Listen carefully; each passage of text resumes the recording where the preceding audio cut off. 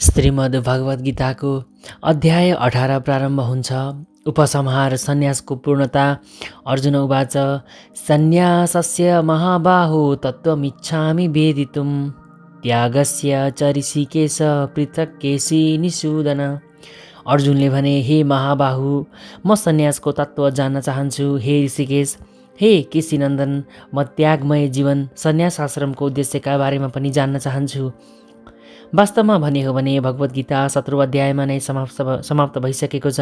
18औं अध्याय पहिले नै विवेचना भइसकेको विषयवस्तुको पूरक सार संक्षेप मात्र हो। भगवद् गीताका प्रत्येक अध्यायमा भगवान श्रीकृष्ण विशेष जोड दिएर भन्नुहुन्छ, भगवानप्रति गरिने भक्तिमय सेवा नै जीवनको परम लक्ष्य हो। यो 18औं अध्यायमा पनि ज्ञानको परम गोपनीय मार्ग भनेर यसै विषयलाई संक्षिप्त रूपमा बताइएको छ। प्रारम्भिक 6 अध्यायहरूमा भक्ति योगमा विशेष जोड दिएको छ र भनिएको छ, योगी नामपि सर्वेषां अर्थात् सम्पूर्ण योगीहरूमा त्यही श्रेष्ठ हो जो आफ्नो हृदयभित्र सधैँ मेरो चिन्तन गर्दछ। त्यसपछिका 6 अध्यायहरूमा शुद्ध भक्ति र त्यसको प्रभाव तथा क्रियाकलापको चर्चा गरिएको छ। बाँकी 6 अध्यायहरूमा ज्ञानको, वैराग्यको, परा प्रकृति र अपरा प्रकृतिको कार्यहरूको र भक्तिको वर्णन गरिएको छ। निष्कर्षमा सम्पूर्ण कर्महरू परमेश्वरसँग सम्बन्धित हुनुपर्दछ भन्ने आशय राखिएको छ। ओम तत्सदिति वाक्यांशले यही कुराको बोध गराउँछ र साथै यो परमपुरुष भगवान विष्णुको सङ्केत पनि हो। भगवद् गीताको तेस्रो खण्डले जीवनको परम लक्ष्य भक्ति हो, त्यसबाहेक अरू केही होइन भन्ने देखाएको छ। ब्रह्मसूत्र वा वेदान्त सूत्र र पूर्व आचार्यहरूका उदाहरणहरूद्वारा पनि यसै कुरालाई स्थापित गरिएको छ। केही विशेष निराकारवादीहरूले वेदान्त सूत्रको ज्ञानमा आफूहरूको मात्र एकाधिकार भएको जस्तो मान्दछन्, तर वास्तवमा वेदान्त सूत्र भगवत भक्ति बुझ्नको लागि हो। भगवान स्वयं नै वेदान्त सूत्रका रचयिता हुनुभएको हुनाले उहाँ नै यसका वास्तविक ज्ञाता पनि हुनुहुन्छ। यसको चर्चा भगवद् गीताको 15औं अध्यायमा गरिएको छ। प्रत्येक शास्त्र तथा प्रत्येक वेदको ध्येय भक्ति हो। भगवद् गीतामा त्यसैको व्याख्या गरिएको छ। जसरी दोस्रो अध्यायमा सम्पूर्ण विषयवस्तुको प्रस्तावना दिएको थियो, त्यसै गरी यस 18औं अध्यायमा गीताका सम्पूर्ण उपदेशहरूको सार संक्षेप दिएको छ। यसमा वैराग्य र भौतिक प्रकृतिका 3 गुणहरूभन्दा परको दिव्य स्थिति प्राप्त गर्नु नै जीवनको उद्देश्य हो भन्ने कुराको सङ्केत गरिएको छ। अर्जुन भगवद् गीताका 2वटा विषयवस्तुसँग त्याग र सन्यास, वैराग्य बीचको स्पष्ट अन्तर बुझ्न चाहन्छन्। त्यसैले यहाँ उनी यी 2 शब्दको अर्थ बुझ्न जिज्ञासा गरिरहेका छन्। यस श्लोकमा भगवानलाई सम्बोधन गर्न प्रयोग गरिएका ऋषिकेश र केशी निषूदन यी 2 शब्द अत्यन्त महत्त्वपूर्ण छन्। ऋषिकेश अर्थात् सम्पूर्ण इन्द्रियहरूका स्वामी श्रीकृष्ण हुनुहुन्छ, जसले हामीलाई मानसिक शान्ति प्राप्त गर्ने कार्यमा सधैँ सहायता पुर्याउनुहुन्छ। अर्जुन भगवान श्रीकृष्णसँग प्रत्येक विषयवस्तुलाई संक्षिप्त रूपमा बुझाइदिन अनुरोध गर्दछन्, जसले गर्दा उनी समभावमा रहन सकुन्। तैपनि उनका मनमा केही शङ्काहरू छन्। शङ्काहरूलाई सधैँ असुरहरूसँग तुलना गरिन्छ। त्यसैले उनले भगवान श्रीकृष्णलाई केशी निषूदन भनेर सम्बोधन गरेका हुन्। केशी अत्यन्त दुर्जेय असुर थियो, तर त्यसलाई भगवान श्रीकृष्णले मार्नुभएको थियो। अहिले आफूभित्र उठेको सन्देहरूपी असुरलाई पनि श्रीकृष्णले त्यसै गरी मारिदिए हुन्थे भन्ने आशा अर्जुनले गरिरहेका छन्। श्री भगवान वाच काम्यानां कर्मणां न्यासं सन्न्यासं कवयो विदुः सर्वकर्म फलत्यागं प्राहुस्त्यागं विचक्षणा। भगवानले भन्नुभयो, विद्वानहरू सांसारिक इच्छामा आधारित क्रियाकलापको परित्यागलाई सन्यास भन्दछन् र बुद्धिमान मानिसहरू सम्पूर्ण कर्मका फलको त्यागलाई त्याग भन्दछन्। प्रतिफलको आकांक्षा राखेर गरिने कर्म त्यागिदिनु पर्दछ। भगवद् गीताको उपदेश यही हो।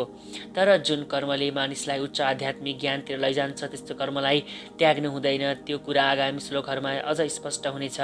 कुनै विशेष उद्देश्य प्राप्तिका लागि यज्ञ गर्ने प्रचलन र तिनका विधि विधानहरूको उल्लेख्य वैदिक साहित्यमा छ। असल सन्तान उत्पन्न गर्नका लागि वा स्वर्गलोकको प्राप्तिका लागि पनि केही विशेष यज्ञहरू गरिन्छन्। सांसारिक इच्छा पूर्ति गर्ने उद्देश्य लिएर गरिने यज्ञहरू बन्द गर्नुपर्दछ, तर हृदय शुद्धिका लागि र अध्यात्म विज्ञानमा उन्नति गर्नका लागि गरिने यज्ञहरूलाई त्याग्नु राम्रो हुँदैन। त्याज्यं दोष बदित्येके कर्म प्राहुर्मनीषिणा यज्ञ दान तपः कर्म न त्याज्यमिति चापरे। केही विद्वानहरू सबै प्रकारका सकाम कर्मलाई दोष जस्तै ठानेर त्याग्नु पर्दछ भनेर घोषणा गर्दछन्, तर केही सन्तहरू यज्ञ दान तथा तपस्या जस्ता कर्मलाई कहिले पनि त्याग गर्नु हुँदैन भन्छन्। वैदिक साहित्यमा यस्ता धेरै कार्यहरूको चर्चा छ जो विवादका विषय बनेका छन्। उदाहरणका लागि कतै यज्ञमा पशुहरूको हत्या गर्न सकिन्छ भनिएको छ र कहीँ पशुवधलाई पूर्णतया निषिद्ध छ भनिएको छ। वैदिक साहित्यमा यज्ञमा पशुवध गर्ने कुरा अनुमोदन गरिएको छ, तैपनि त्यसो गर्दा ती पशुलाई मारिएको मानिँदैन। ती यज्ञमा पशुहरूलाई नयाँ जीवन प्रदान गर्नका लागि तिनको बलिदान गर्ने गरिन्छ। कहिलेकाहीँ यसरी यज्ञमा बलि चढाइएका केही पशुहरूलाई अर्को नयाँ पशु जीवन प्राप्त हुन्छ र कतिपय पशुहरूले तत्काल मनुष्य जीवन पनि प्राप्त गर्दछन्। तर यस सम्बन्धमा ऋषिहरूका विभिन्न मत छन्। कोही भन्छन् यज्ञमा पशुवध सधैँ प्रतिबन्धित हुनुपर्छ, अनि कोही भन्छन् विशेष किसिमका यज्ञमा गरिने पशु बलि शुभ हो। यज्ञीय क्रियाकलापका सम्बन्धमा पाइने यी विविध प्रकारका विचारको स्पष्टीकरण यहाँ स्वयं भगवानले दिँदै हुनुहुन्छ। निश्चयं शृणु मे तत्र त्यागे भरतसत्तम त्यागो हि पुरुष व्याघ्र त्रिविधः सम्प्रकृतितः। हे अर्जुन, भरत श्रेष्ठ, अब त्यागका विषयमा मेरो निर्णय सुन। हे पुरुषहरूमा बाघ, शास्त्रमा पनि 3 प्रकारको त्यागको वर्णन छ। त्यागका विषयमा विभिन्न मनमत मतान्तरहरू छन्, तैपनि भगवान श्रीकृष्णले यसबारे आफ्ना निर्णय दिँदै हुनुहुन्छ, जसलाई अन्तिम निर्णय मान्नु पर्दछ। निसन्देह वेदहरू भगवानद्वारा प्रदान गरिएको विविध नियमहरू हुन्, तर यहाँ भगवान स्वयं नै उपस्थित हुनुभएकोले उहाँका शब्दलाई अन्तिम निर्णयका रूपमा लिनु पर्दछ। भगवान भन्नुहुन्छ, प्रकृतिका 3 गुणहरूमध्ये जुन गुणमा रहेर त्याग गरिएको हो त्यही गुणअनुसार नै त्यागका पनि विभिन्न प्रकारहरू हुन्छन् भन्ने कुरा बुझ्नु पर्दछ। यज्ञदान तपः कर्म न त्याज्यं कार्यमेव तत् यज्ञोदान तपश्चैव पावनानि मनीषिणाम्। यज्ञ, दान, तपस्या जस्ता कर्महरू त्याग गर्न हुँदैन, यी गर्नै पर्ने कार्य हुन्। यज्ञ, दान र तपस्याले महात्माहरूलाई पनि शुद्ध बनाउँदछन्। योगीजनले मानव समाजको उत्थानका लागि कर्म गर्नुपर्दछ। मानिसलाई आध्यात्मिक जीवनका स्तरसम्म विकसित गराउनका लागि गर्नुपर्ने अनेक संस्कार विधिहरू छन्। उदाहरणका लागि विवाह पनि संस्कारमूलक यज्ञहरूमध्येको एउटा उत्सव हो। यसलाई विवाह यज्ञ पनि भनिन्छ। आफ्ना सबै पारिवारिक सम्बन्धहरू त्यागेर त्यागमय जीवन अपनाएको सन्यासीले पनि विवाह उत्सवलाई प्रोत्साहन दिनुहुन्छ र भगवान भन्नुहुन्छ, मानवीय हित र कल्याणका लागि गरिने कुनै पनि यज्ञको परित्याग गर्नु हुँदैन। विवाहको उद्देश्य मानिसको मनलाई संयमित र शान्त बनाएर आध्यात्मिक उन्नतितिर लगाउनु हो। त्यसैले सन्यासीहरूले पनि अधिकांश मानिसहरूलाई यो विवाह यज्ञप्रति उत्साहित बनाउनु पर्दछ। सन्यासीले स्त्री सम्पर्क गर्नु हुँदैन, तर यसको अर्थ जीवनका तल्ला तहमा रहेका युवा मानिसहरूले पनि विवाह गरेर पत्नीको सङ्ग्रह नगरून् भन्ने होइन। सम्पूर्ण यज्ञहरू भगवानलाई प्राप्त गर्ने उद्देश्यले गरिन्छन्, अतः जीवनको तल्लो तहमा भएका व्यक्तिले यज्ञको परित्याग गर्नु हुँदैन। यसै गरी दान पनि हृदय शुद्धिका लागि गर्ने गरिन्छ। यदि सुपात्रमा दान दिइन्छ भने त्यसले पनि मानिसलाई आध्यात्मिक उन्नतितर्फ लैजान्छ, जसको चर्चा पहिले नै गरिसकिएको छ।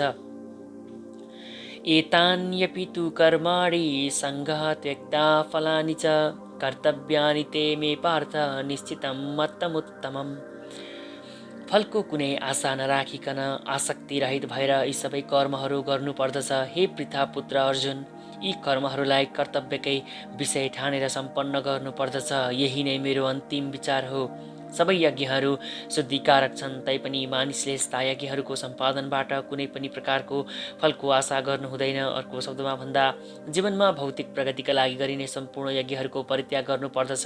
तर जुन यज्ञले मानिसको अस्तित्वलाई शुद्ध बनाउँदछ र मानिसलाई आध्यात्मिक स्तरसम्म उठाउने काम गर्दछ, त्यस्तो यज्ञ कहिल्यै बन्द गर्नु हुँदैन। कृष्ण भावनासम्म पुर्याउन सहायता गर्ने जुनसुकै कुरालाई पनि उत्साहित गर्नुपर्दछ। श्रीमद् भागवतममा पनि भनिएको छ, भगवानको भक्तिमा अग्रसर गराउने कुनै पनि कार्य स्वीकार हुन्छन्। यही नै धर्मको सर्वोच्च कसी हो। भगवानको भक्ति र सेवामा सहयोग पुर्याउने कुनै पनि प्रकारको कर्म, यज्ञ वा दानलाई भक्तले स्वीकार गर्नुपर्दछ। नियतस्य तु सन्न्यास कर्मणो नोपपद्यते मोहातस्य परित्यागस्तामसः परिकीर्तितः।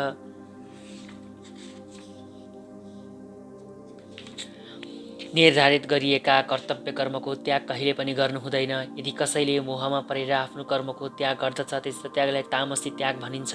भौतिक सन्तुष्टिका लागि गरिने कर्म अवश्य नै त्याग्न योग्य छन्, तर मानिसलाई आध्यात्मिक उन्नति गराउने कार्यहरू जस्तै भगवानका लागि भोजन बनाउने, भगवानको लागि भोग लगाउने, प्रसाद ग्रहण गर्ने इत्यादिलाई त्याग्न हुँदैन।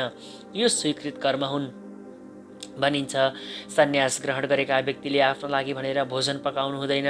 आफ्ना लागि मात्र पकाउनु निषिद्ध छ, तर भगवानका लागि भोजन तयार गर्नु निषिद्ध छैन। त्यसै गरी एउटा सन्यासीले आफ्ना भक्त वा शिष्यलाई कृष्ण भावनाको विकासमा सहयोग पुर्याउने उद्देश्यले विवाह गराइदिनुहुन्छ। यदि कसैले त्यस्तो कार्यको त्याग गर्दछ, त्यस प्रकारको त्याग कर्मलाई तमोगुणी मान्नु पर्दछ। दुःखमित्येव यत्कर्म काय क्लेश भयात् जेत सकृत्वा राजसं त्यागम नैव त्याग फलम लभेत। जसले शारीरिक कष्टका डरले आफ्नो निर्धारित कर्मलाई दुःखमय ठानेर त्याग गर्दछ, त्यस्तो त्यागलाई रजगुणी त्याग भनिन्छ। त्यस्तो कर्मले मानिसलाई कहिले त्यागको उचाइमा पुर्याउँदैन। कृष्ण भावनामा लागेका व्यक्तिले सकाम कर्म गरिरहेछु भन्ने डरले अर्थोपार्जन गर्ने कार्य बन्द गर्नु हुँदैन। मानिसले काम गरेर कमाएको पैसा कृष्ण भावनामा लगाउन सक्दछ वा बिहान सबेरै उठेर आफूलाई दिव्य कृष्ण भावनाको विकासमा अग्रसर गराउन सक्दछ। यस्ता कार्यहरूलाई कष्टपूर्ण ठानेर त्याग्नु हुँदैन। त्यस्तो त्याग रजगुणी त्याग हो। रजगुणी कर्मको फल सधैँ दुःखदायी हुन्छ। यदि यस्तो भाव राखेर कसैले कर्म त्याग्दछ, त्यसले कहिले पनि त्यागको फल पाउँदैन। कार्यमित्येव यत कर्म नियतं क्रियते अर्जुन सङ्गम त्यक्ता फलं चैव स त्याग सात्विको मतः। हे अर्जुन, जसले गर्नुपर्ने कर्तव्य मात्र ठानेर आफ्ना निर्धारित कर्महरू गर्दछ र सबै प्रकारका फलको आसक्ति तथा सांसारिक सङ्गतलाई त्यागिदिन्छ, त्यस्तो त्यागलाई सात्विक त्याग भनिन्छ। यस्तै किसिमको मनोभाव राखेर निर्धारित कर्महरू गर्दै जानुपर्दछ। मानिसले फलप्रति अनासक्त भएर कर्म गर्नुपर्दछ र कर्मका गुणबाट पनि अलग रहनु पर्दछ। कृष्ण भावनामा रहेर काम गर्ने व्यक्तिले कारखानामा काम गरेर पनि आफूलाई त्यस कारखानाको काम र कारखानाका मजदुरहरूको सङ्गतबाट अलग राख्दछ। उसले केवल भगवान श्रीकृष्णका लागि काम गरिरहेको हुन्छ। जब उसले आफ्नो कर्मको फल भगवान श्रीकृष्णलाई अर्पण गर्दछ, त्यस समय ऊ दिव्य स्तरमा रहेर काम गरिरहेको हुन्छ। न द्वेष्टं कुशलं कर्म कुशले नानुसज्जते त्यागी सत्त्वसमाविष्टो मेधावी छिन्न संशय। सत्वगुणमा अवस्थित बुद्धिमान त्यागी व्यक्ति न अशुभ कर्मलाई घृणा गर्दछ, न शुभ कर्मप्रति आसक्त हुन्छ। त्यस्तो व्यक्ति कर्मका विषयमा शङ्कारहित हुन्छ। कृष्ण भावना भावित वा सत्वगुणमा अवस्थित व्यक्ति आफ्नो शरीरलाई कष्ट दिने कुनै व्यक्ति वा कुनै वस्तुप्रति पनि घृणा गर्दैन। उसले कर्तव्य कर्म गर्दा पर्न सक्ने कष्टपूर्ण प्रभावसँग कति नडराई ठिक ठाउँमा ठिक समयमा आफ्नो काम सम्पन्न गर्दछ। दिव्य अवस्थामा अवस्थित र आफ्ना कर्ममा शङ्का नभएको व्यक्ति अत्यन्त बुद्धिमान ठान्नु पर्दछ। नहि देह भृता शक्यं त्यक्तुं कर्मण्यशेषतः यस्तु कर्म फल त्यागी स त्यागीत्य भिधीयते। अवश्य नै एउटा शरीरधारी व्यक्तिका लागि सम्पूर्ण कर्महरूको परित्याग गर्नु सम्भव छैन। अतः जसले कर्मको फलको परित्याग गर्दछ, त्यही नै वास्तविक त्यागी हो। भगवद् गीतामा भनिएको छ, मानिसले कहिले पनि कर्मको त्याग गर्न सक्दैन। अतः जसले भगवान श्रीकृष्णका लागि कार्य गर्दछ र कर्मको फल आफूले नभोगेर सबै कुरा श्रीकृष्णलाई नै समर्पित गर्दछ, त्यो नै वास्तविक त्यागी हो। यस अन्तर्राष्ट्रिय कृष्ण भावनामृत सङ्घमा धेरै यस्ता सदस्यहरू छन् जो आफ्ना कार्यालयमा, कारखानामा वा अन्यत्र पनि अत्यन्त परिश्रमपूर्वक काम गर्दछन् र त्यसबाट जे जति रकम प्राप्त गर्दछन् त्यो संस्थालाई दिन्छन्। यस्ता उच्च स्तरमा पुगेका महात्माहरू नै वास्तविक त्यागी हुन्। कर्मको फल कसरी त्याग्ने र केका लागि त्याग्ने भन्ने कुराको स्पष्ट सङ्केत यहाँ गरिएको छ। अनिष्टमिष्टं मिश्रं च त्रिविधं कर्मणः फलं भवत्या त्यागिनां प्रेत्य न तु सन्यासिनां क्वचित्। त्याग नगर्नेहरूले मृत्युपछि इच्छित, अनिच्छित र मिश्रित गरी 3 प्रकारका कर्मफल भोग्नु पर्दछ। तर सन्यासी वा त्यागीलाई भने सुख र दुःखका यस्ता प्रतिफलहरू भोग्नु पर्दैन। भगवान श्रीकृष्णसँग आफ्नो सम्बन्ध के छ भन्ने ज्ञान पाएका कृष्ण भावना भावित व्यक्तिहरू सधैँ मुक्त रहन्छन्। त्यसैले तिनीहरूले मृत्युपछि सुख दुःख रूपी कर्मफल भोग्नु पर्दैन।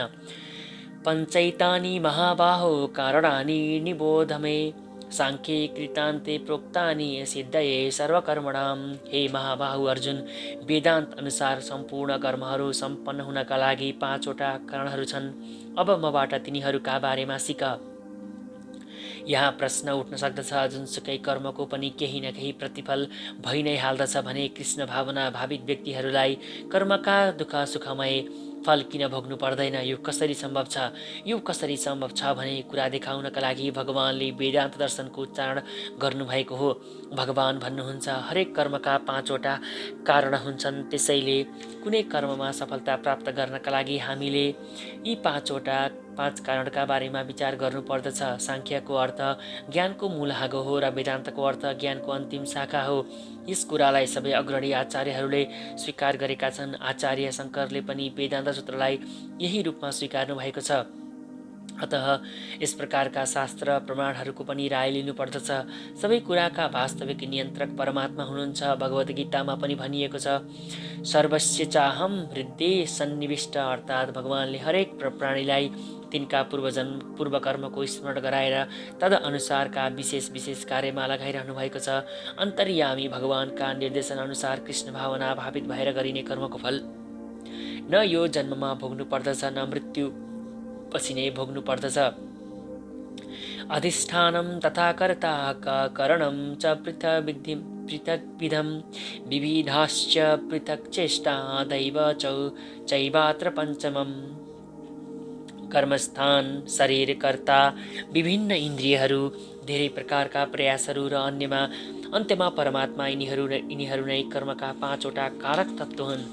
यहाँ प्रयोग भएका अधिष्ठान शब्दले शरीरलाई जनाउँदछ। शरीरभित्र रहेको आत्माले कर्मको फल भोग्नुपर्ने सम्बन्धी कार्य गरिरहेको हुन्छ, त्यसैले आत्मालाई कर्ता भनिन्छ। श्रुतिमा आत्मालाई ज्ञाता र कर्ता भनिएको छ। यसै द्रष्टा स्रष्टा प्रश्न उपनिषद 4:9, वेदान्त सूत्र 3:2-3:18 को गे गो तएब भन्ने र 2:3-33 को कर्ता शास्त्रार्थवत् भन्ने श्लोकहरूबाट पनि यही कुराको पुष्टि हुन्छ। इन्द्रियहरू कर्मका साधन वा उपकरण हुन्। यिनै इन्द्रियहरूका सहायताले आत्माले विभिन्न प्रकारका कर्म गर्दछ। प्रत्येक कर्मका लागि भिन्दै प्रयत्न हुन्छन् र मानिसका हरेक क्रियाकलाप परमात्माको इच्छामा निर्भर हुन्छ। परमात्मा हरेक कार्यमा मित्र जस्तो बनेर रहनुहुन्छ। परमेश्वर नै परम कारण हुनुहुन्छ, जो यी परिस्थितिहरूमा कृष्ण भावना भावित भएर हृदयवासी परमेश्वरका निर्देशन अनुसार कार्य गर्दछ। त्यो स्वभावले कुनै पनि कर्मका बन्धनमा बाँधिँदैन। पूर्णतः कृष्ण भावना भावित व्यक्ति अन्ततोगत वा आफ्ना कर्महरूप्रति उत्तरदायी हुँदैन। उसका हरेक कुरा परमात्मा श्री भगवानका इच्छामा निर्भर गर्दछ। शरीर वाङ मनोभिर्यत् कर्म प्रभावते नरः न्यायं वा विपरीतं वा पञ्चैते तस्य हेतवः। मानिसले आफ्ना शरीर, मन र वचनले जति राम्रा नराम्रा कामहरू गर्दछ, यी सबै ती 5 तत्त्वहरूका कारणले नै सम्पन्न हुन्छन्। यस श्लोकमा आएका उचित र अनुचित शब्द अत्यन्त महत्त्वपूर्ण छन्। शास्त्रले भनेको निर्देशन अनुसार गरिने कार्यलाई उचित कर्म भनिन्छ र शास्त्रका निर्देशक सिद्धान्तभन्दा विपरीत किसिमले गरिएका कामलाई अनुचित वा विपरीत कर्म भनिन्छ। यीमध्ये जुनसुकै काम गर्दा पनि तिनको पूर्णताका लागि उपयुक्त 5 कारक तत्त्वहरूको आवश्यकता पर्दछ।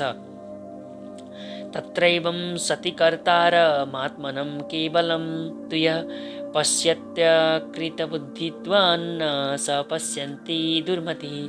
यी 5 कारणहरूलाई नमानेर जसले आफैलाई कर्ता ठान्दछ, त्यो व्यक्ति निश्चय नै बुद्धिमान होइन। त्यस्ता व्यक्तिले वस्तुलाई यथार्थ रूपमा देख्न सक्दैनन्।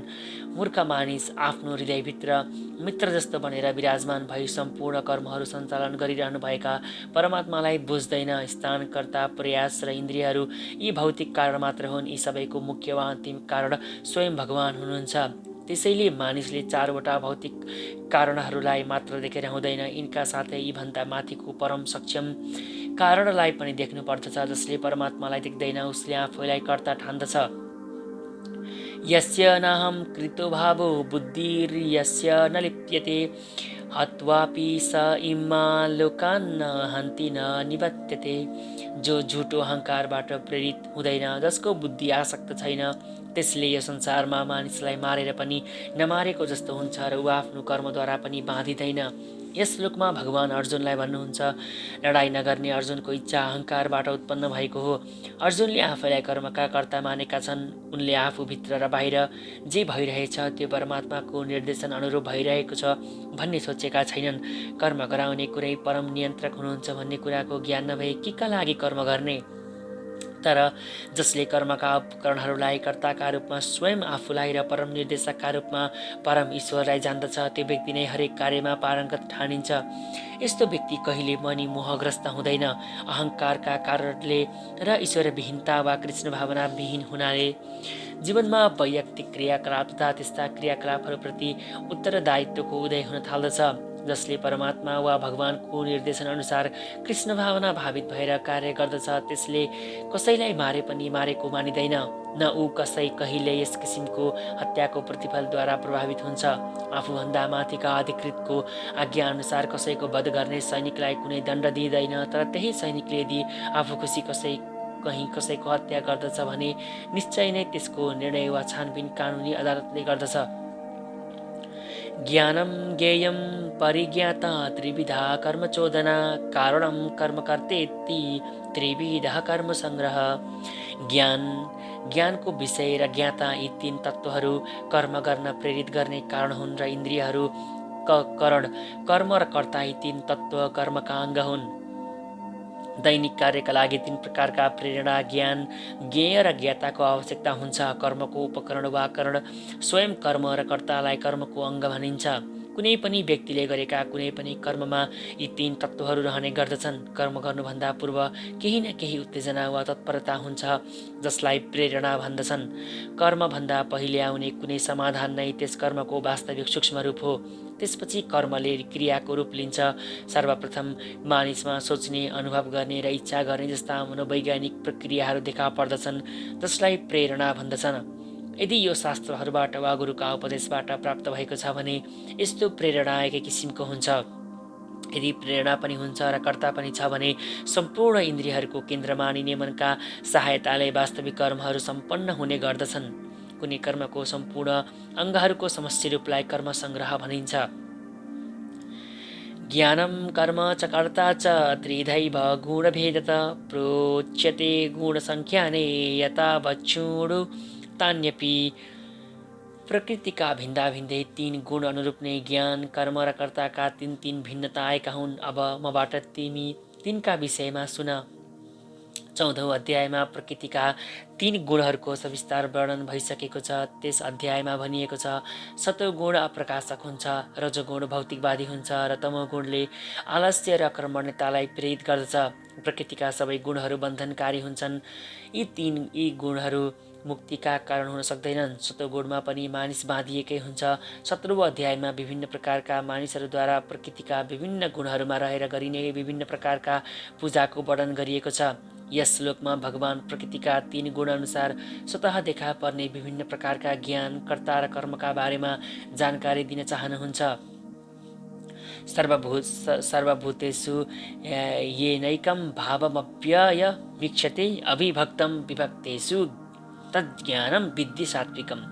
जुन ज्ञानद्वारा असङ्ख्य रूपमा विभाजित सम्पूर्ण जीवात्मामा एउटै अविभाजित आध्यात्मिक स्वभाव देखिन्छ त्यो ज्ञान सात्विक ज्ञान हो भनेर बुझ सम्झ।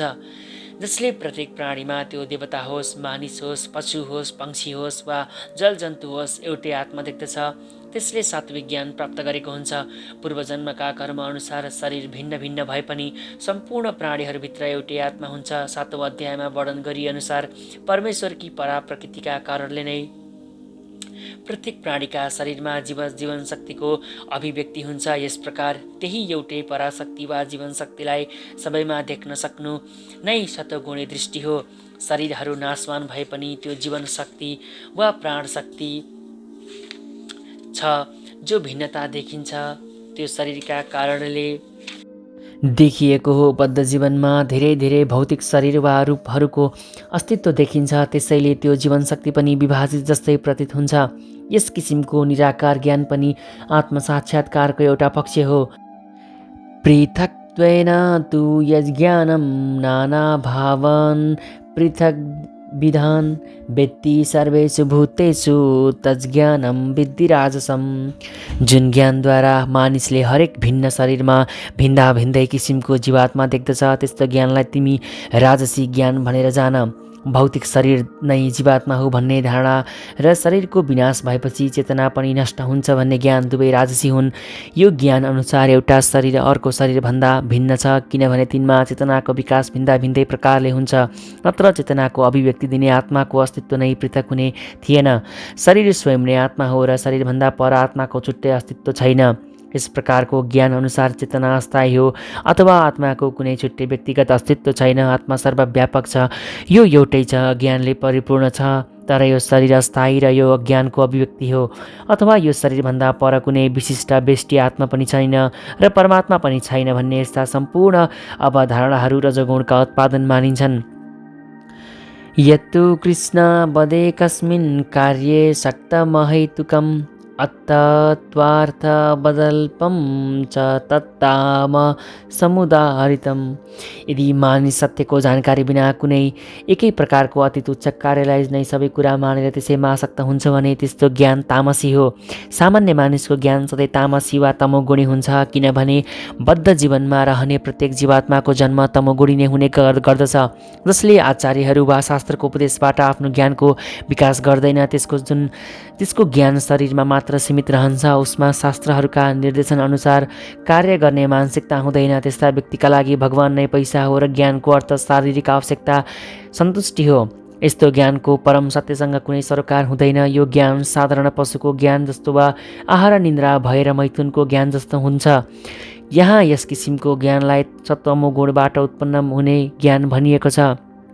अर्को शब्दमा भन्दा यो शरीरभन्दा परको आत्मा सम्बन्धी ज्ञानलाई सात्विक भनिन्छ। भौतिक विषय सम्बन्धी तर्क वितर्क र मनोधर्मी चिन्तनद्वारा धेरै धेरै वाद सिद्धान्तहरू जन्माउने ज्ञान राजसी ज्ञान हो र शारीरिक सुख सुविधामा मात्र रमाउने ज्ञान तामसी ज्ञान हो। नियतं सङ्गरहितम राग द्वेषत कृतम् अफलप्रेप्सुना कर्म यत्तत् सात्विकमुच्यते। फलको इच्छा नराखी राग द्वेष र आसक्ति रहित भएर नियमित रूपले गरिने कर्मलाई सात्विक कर्म भनिन्छ। समाजका विभिन्न वर्णाश्रम शास्त्रले निर्धारण गरेका आफ्ना व्यवसायगत कार्य कर्तव्यहरू हुन्छन्। ती कर्महरूलाई आसक्ति रहित भएर स्वामित्वको भाव नराखी राग र द्वेषविहीन भनेर सम्पन्न गर्नुपर्दछ। यसरी कर्तव्य कर्मको पालन गर्दा आफू र आफ्नो सन्तुष्टिका लागि होइन, कृष्ण भावनामय बनेर भगवान श्रीकृष्णको सन्तुष्टिका लागि गर्नुपर्दछ। अनि यस्तो कर्मलाई सात्विक वा सत्वगुणी कर्म भन्दछन्। यत्तु कामेप्सुना कर्म साहं कारेण वा पुनः क्रियते बहुलायासं तद राजसमुदाहरितम्।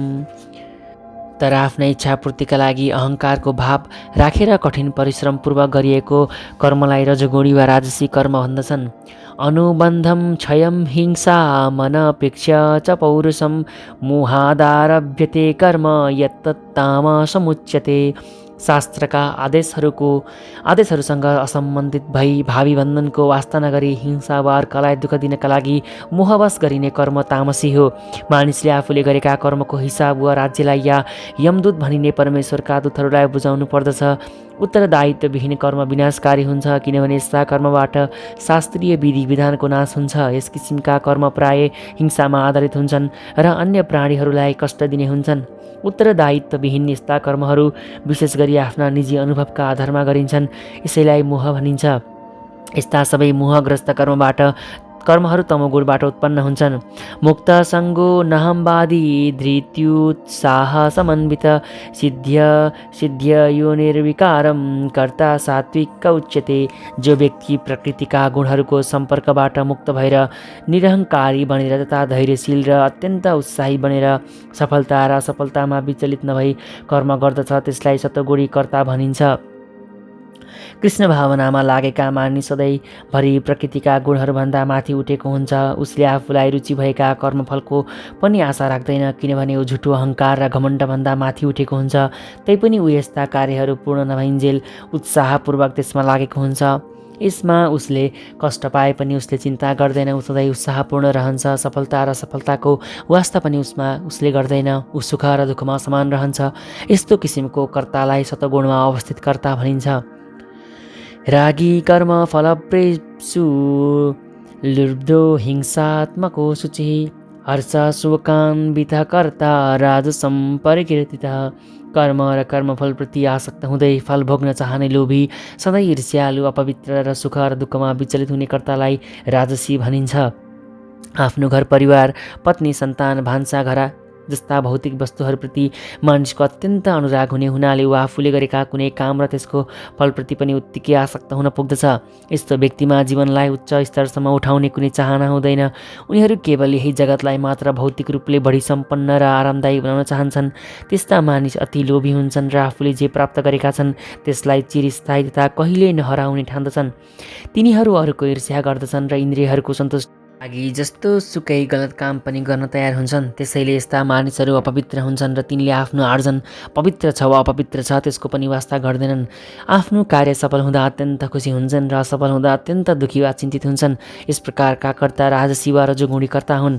अयुक्तः प्राकृतः स्तब्ध शठो नैष्कृतिकोलसः विषादी दीर्घसूत्री च कर्ता तामस उच्यते।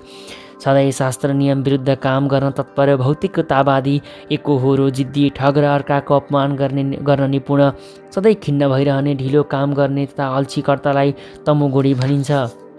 मानिसले कुन कुन कर्म गर्न हुन्छ र कुन कुन कर्म गर्न हुँदैन भन्ने जानकारी हामीले शास्त्रीय आदेशहरूबाट पाउँदछौँ। शास्त्रका यी वचनहरूलाई व्यवस्था गरेर गर्न नहुने काममा संलग्न रहने व्यक्तिहरू प्राय भौतिकवादी हुन्छन्। तिनीहरू प्रकृतिका गुणअनुसार काम गर्दछन् तर शास्त्रका निर्देशन अनुसारका काम गर्दैनन्। यस किसिमका कर्ताहरू भद्र हुँदैनन् र सामान्यतया तिनीहरू सधैँ धूर्त र अर्काको अपमान गर्ने कार्यमा निपुण हुन्छन्। तिनीहरू अल्छी हुन्छन्। गर्नुपर्ने कर्तव्यहरू हुँदाहुँदै पनि आफ्नो काम ठिकसँग गर्दैनन् र पछि गरौँला भनेर राख्दछन्। त्यसैले गर्दा तिनीहरू खिन्न देखिन्छन्। तिनीहरू हरेक काम ढिलो गर्ने गर्दछन्। 1 घन्टामा गर्न सकिने कामलाई वर्षौंसम्म धकेलिरहन्छन्।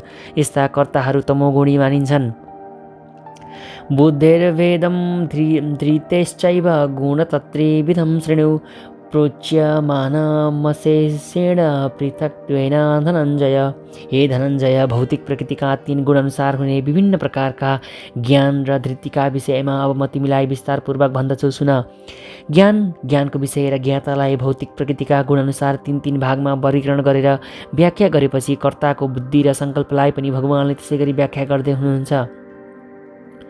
प्रवृत्तिं च निवृत्तिं च कार्यो भयाभये बन्ध मोक्षं च या वेत्ति बुद्धि सा पार्थ सात्विकी। हे पार्थ, जुन बुद्धिद्वारा मानिसले के गर्नु पर्दछ र के गर्नु हुँदैन, केसँग डराउनु पर्दछ, केसँग डराउनु हुँदैन, के कुराले बन्धनमा पार्दछ र कुन कुराले मुक्ति दिन्छ भन्ने जान्दछ, त्यसलाई सात्विक बुद्धि भन्दछन्। शास्त्रहरूका निर्देशन अनुसार काम गर्नुलाई र गर्न योग्य कर्म सम्पन्न गर्नुलाई प्रवृत्ति भन्दछन्। निर्देशित नभएका कर्महरू गर्नुहुन्न। शास्त्रका निर्देशन अनुसारको ज्ञान नभएको मानिस कर्म र कर्मफलद्वारा बन्धनमा पर्दछ। राम्रो नराम्रो वा ठिक बेठिक छुट्याउने बुद्धि सतोगुणी हो। यया धर्ममधर्मं च कार्यमेव च अयथावत् प्रजानाति बुद्धि सा पार्थ राजसी। हे पार्थ, धर्म र अधर्म छुट्याउन नसक्ने तथा गर्नुपर्ने कार्य र गर्न नहुने कार्य छुट्याउन नसक्ने बुद्धि राजसी हो। अधर्म धर्ममिति या मन्यते तमसावृत सर्वार्थान् विपरीतांश बुद्धि सा पार्थ तामसी। हे पृथापुत्र, अज्ञानको अन्धकार र भ्रमका अधीनमा परेर धर्मलाई अधर्म र अधर्मलाई धर्म मान्ने तथा सधैँ गलत दिशातिर जान प्रयत्न गर्ने बुद्धिलाई तामसी बुद्धि भन्दछन्। तामसी बुद्धिले जहिले जुन दिशामा काम गर्नुपर्ने हो त्यो नगरेर सधैँ उल्टो दिशामा काम गर्दछ। यस्तो बुद्धिले जो वास्तविक धर्म होइनन् त्यसलाई धर्म मानेर स्वीकार्दछ र वास्तविक धर्मलाई बहिष्कार गर्दछ। तमोगुणी मानिस सामान्य व्यक्तिलाई महात्मा ठान्दछ र महात्मालाई सामान्य व्यक्ति ठान्दछ। तिनीहरू सत्यलाई असत्य मान्दछन् र असत्यलाई सत्य मानेर स्वीकार गर्दछन्। यसरी सम्पूर्ण क्रियाकलापमा तिनीहरूले गलत मार्गको अनुसरण गर्दछ। त्यसैले तिनीहरूको बुद्धिलाई तामसी भनिएको हो। धृत्या यया धारयते मन प्राणेन्द्रिय क्रिया योगेनाभ्यभिचारिण्या धृति सा पार्थ सात्विकी। हे पार्थ, त्यो सङ्कल्पलाई सात्विक भनिन्छ जो अखण्ड हुन्छ, जसद्वारा योग अभ्यास अचल भएर धारण गरिन्छ र जसले मन प्राण र इन्द्रियहरूका क्रियाकलापलाई नियन्त्रण गर्दछ। योग परमात्मालाई जान्ने एउटा साधन हो। सङ्कल्पका साथ आफ्नो मन प्राण र इन्द्रियहरूका क्रियाकलापलाई परमात्मामा एकाग्र गरेर स्वयं आफू पनि दृढतापूर्वक परमात्मामा नै स्थिर रहने व्यक्ति कृष्ण भावनामा संलग्न हुन्छ। यस प्रकारको धारणा वा सङ्कल्पलाई सतोगुणी सङ्कल्प भनिन्छ। अव्यभिचारिण्य शब्द यहाँ अर्थ अत्यन्त अर्थपूर्ण छ। यसले के सङ्केत गरेको छ भने कृष्ण भावनामा संलग्न रहेको मानिस कहिले पनि अरू कुनै क्रियाकलापद्वारा विचलित हुँदैन। यया तु धर्म कामार्थान धृत्या धारयते अर्जुन प्रसङ्गेन फलाकाङ्क्षे धृति सा पार्थ राजसी। तर हे अर्जुन, जुन धारणाले गर्दा मानिस धर्म अर्थ र कामको प्रतिफलमा लिप्त रहन्छ त्यो धारणा राजसी हो। जो व्यक्ति धार्मिक वा आर्थिक क्रियाकलापका कर्मफलमा सधैँ इच्छुक हुन्छ, इन्द्रिय तृप्ति नै उसको एकमात्र चाहना हुन्छ र त्यसैमा जसको मन प्राण र इन्द्रियहरू संलग्न छन्, त्यस्तो धारणा भएको व्यक्ति रजोगुणी हो। यया स्वप्न भयं शोकं विषादं मदमेव च न विमुच्यन्ति दुर्मेधा धृति सा पार्थ तामसी। हे पार्थ, जुन सङ्कल्पमा स्वप्न, डर, शोक, खिन्नता र मोहभन्दा माथि उठ्न सक्दैन, त्यस्तो बुद्धिविहीन सङ्कल्प तामसी वा तमोगुणी हो। यसबाट सतोगुणी व्यक्तिले सपना नै देख्दैन भन्ने निष्कर्ष निकाल्नु हुँदैन। यहाँ स्वप्नको अर्थ धेरै सुत्नु वा निदाउनु हो।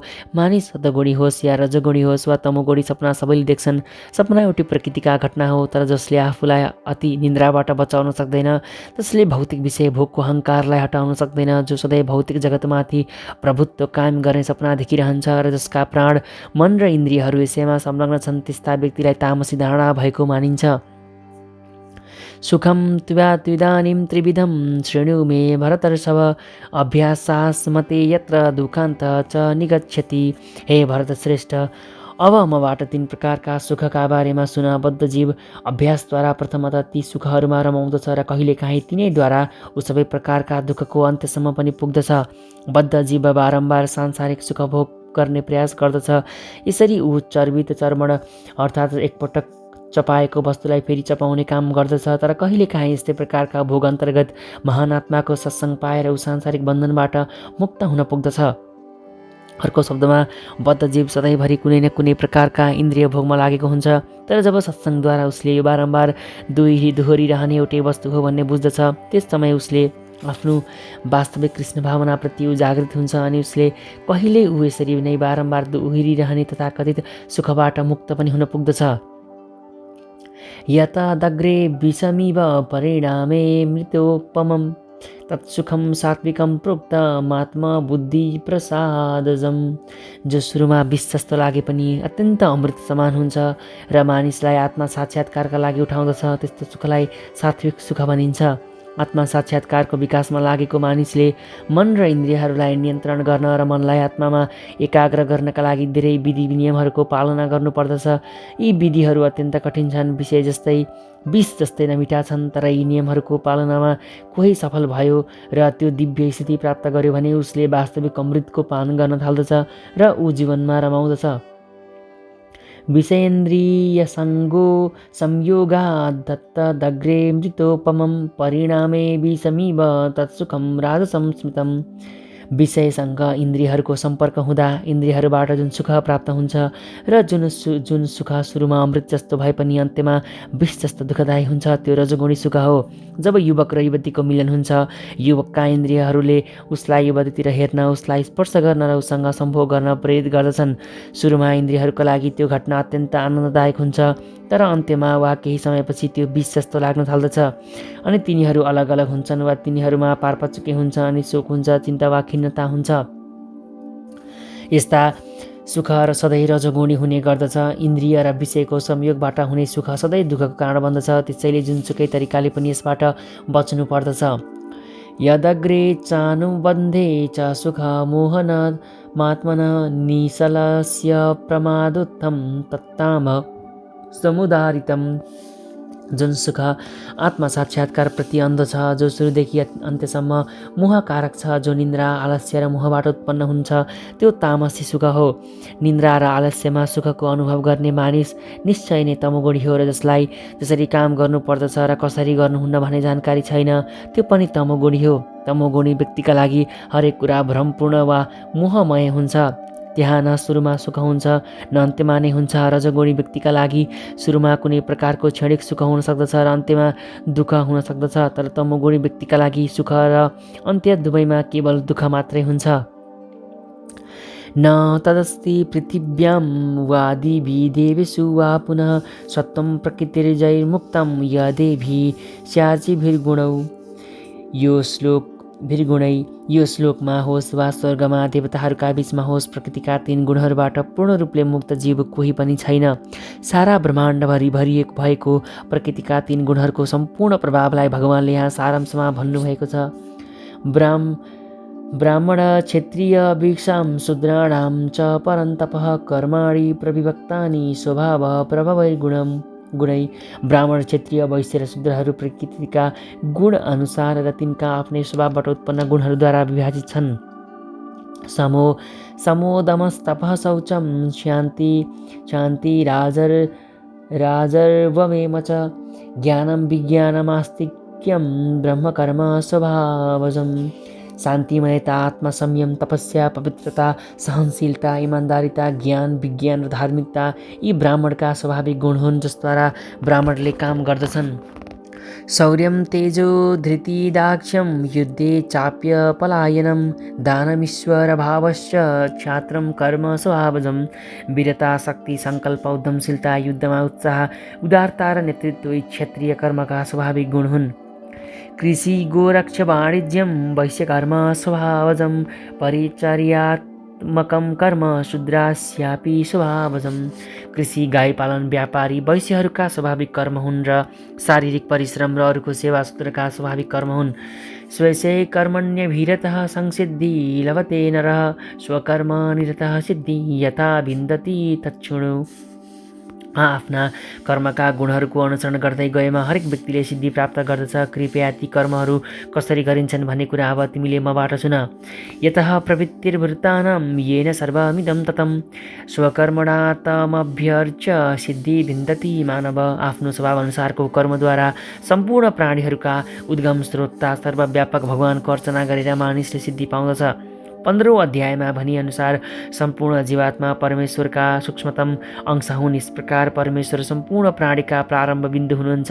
वेदान्त सूत्रमा पनि जन्माधस्य यतः भनेर यसको पुष्टि गरिएको छ।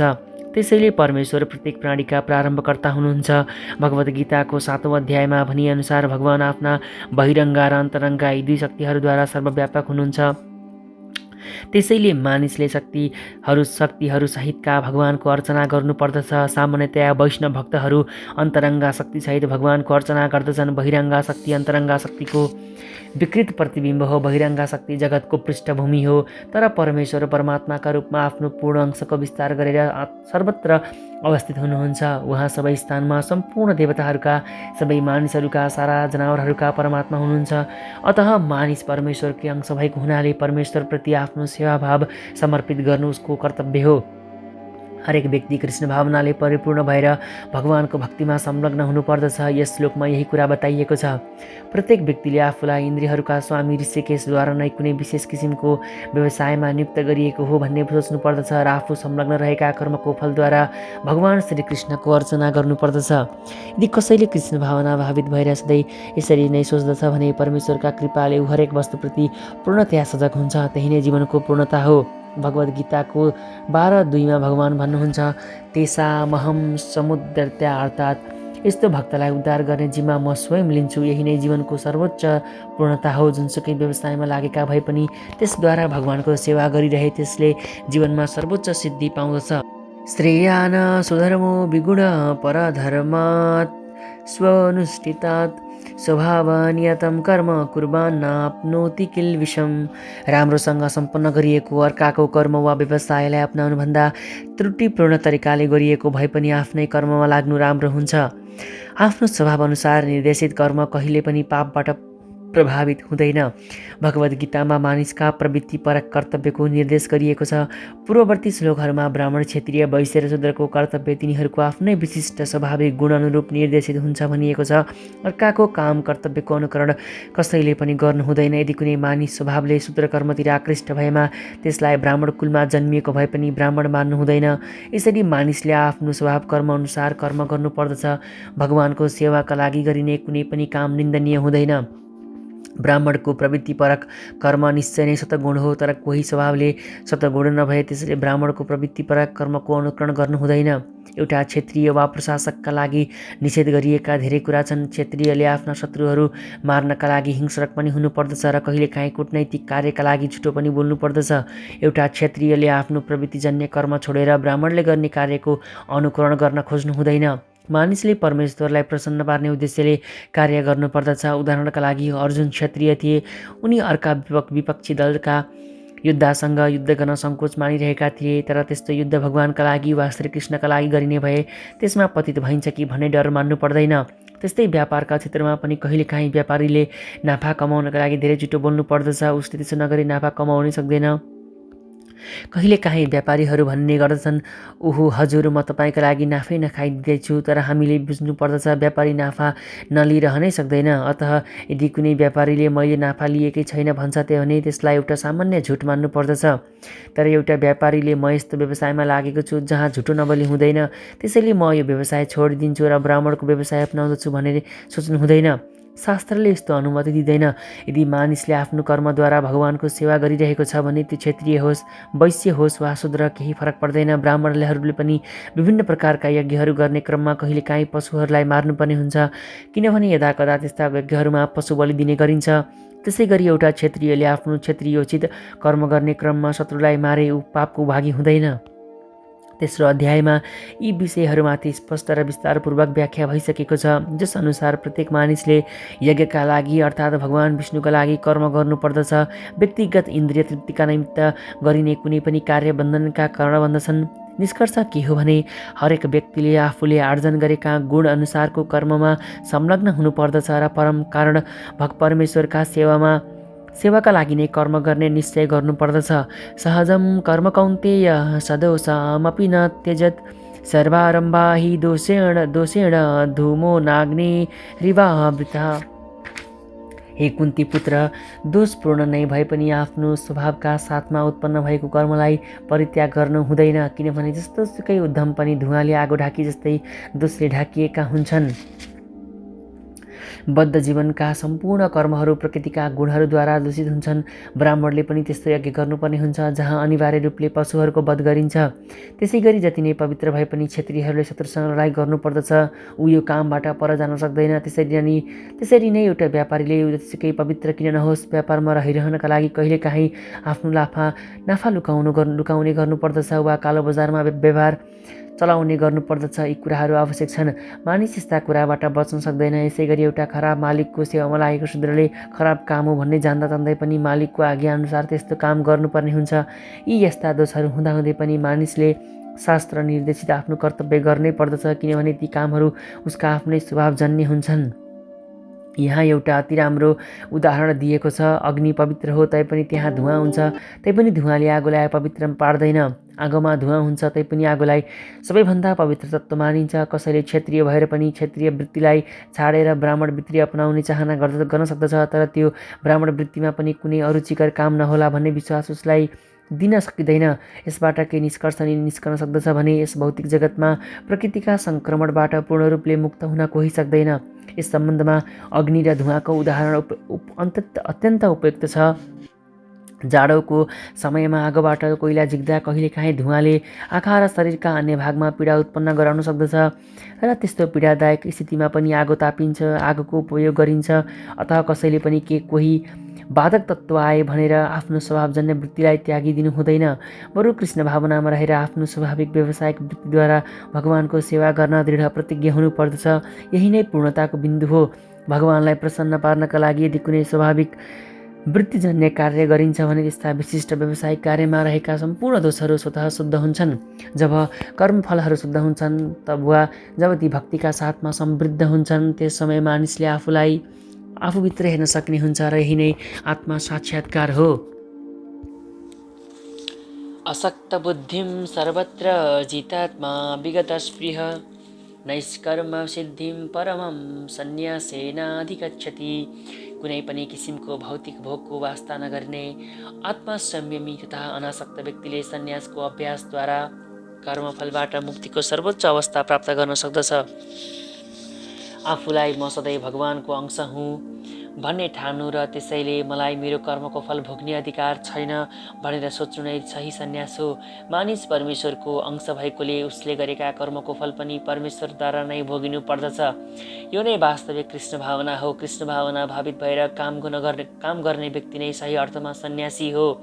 म वास्तवमा परमेश्वरकै लागि काम गर्दैछु भन्ने मानसिकता बनाउन सकेमा मानिस सन्तुष्ट हुन सक्दछ। यस प्रकार कुनै पनि भौतिक वस्तुप्रति आसक्त हुँदैन। उसलाई भगवानको सेवाबाट प्राप्त हुने दिव्य आनन्द बाहेक अरू कुनै वस्तुबाट पनि आनन्द नलिने बानी परिसकेको हुन्छ। सन्यासी आफ्ना पूर्वजन्मका कर्मको फलबाट मुक्त भएको मानिन्छ।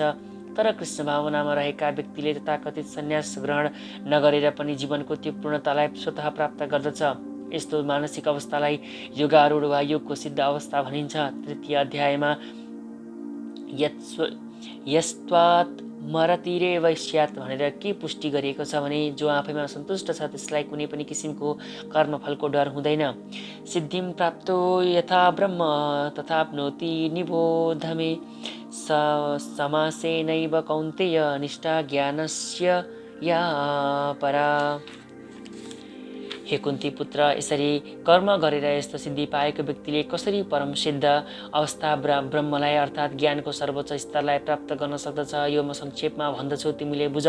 भगवानका लागि आफ्नो प्रवृत्तिजन्य कर्तव्यमा संलग्न रहेर मात्रै पनि मानिसले कसरी जीवनको सर्वोच्च परिपूर्ण अवस्था प्राप्त गर्न सक्दछ भन्ने कुरा भगवानले अर्जुनलाई बताउँदै हुनुहुन्छ।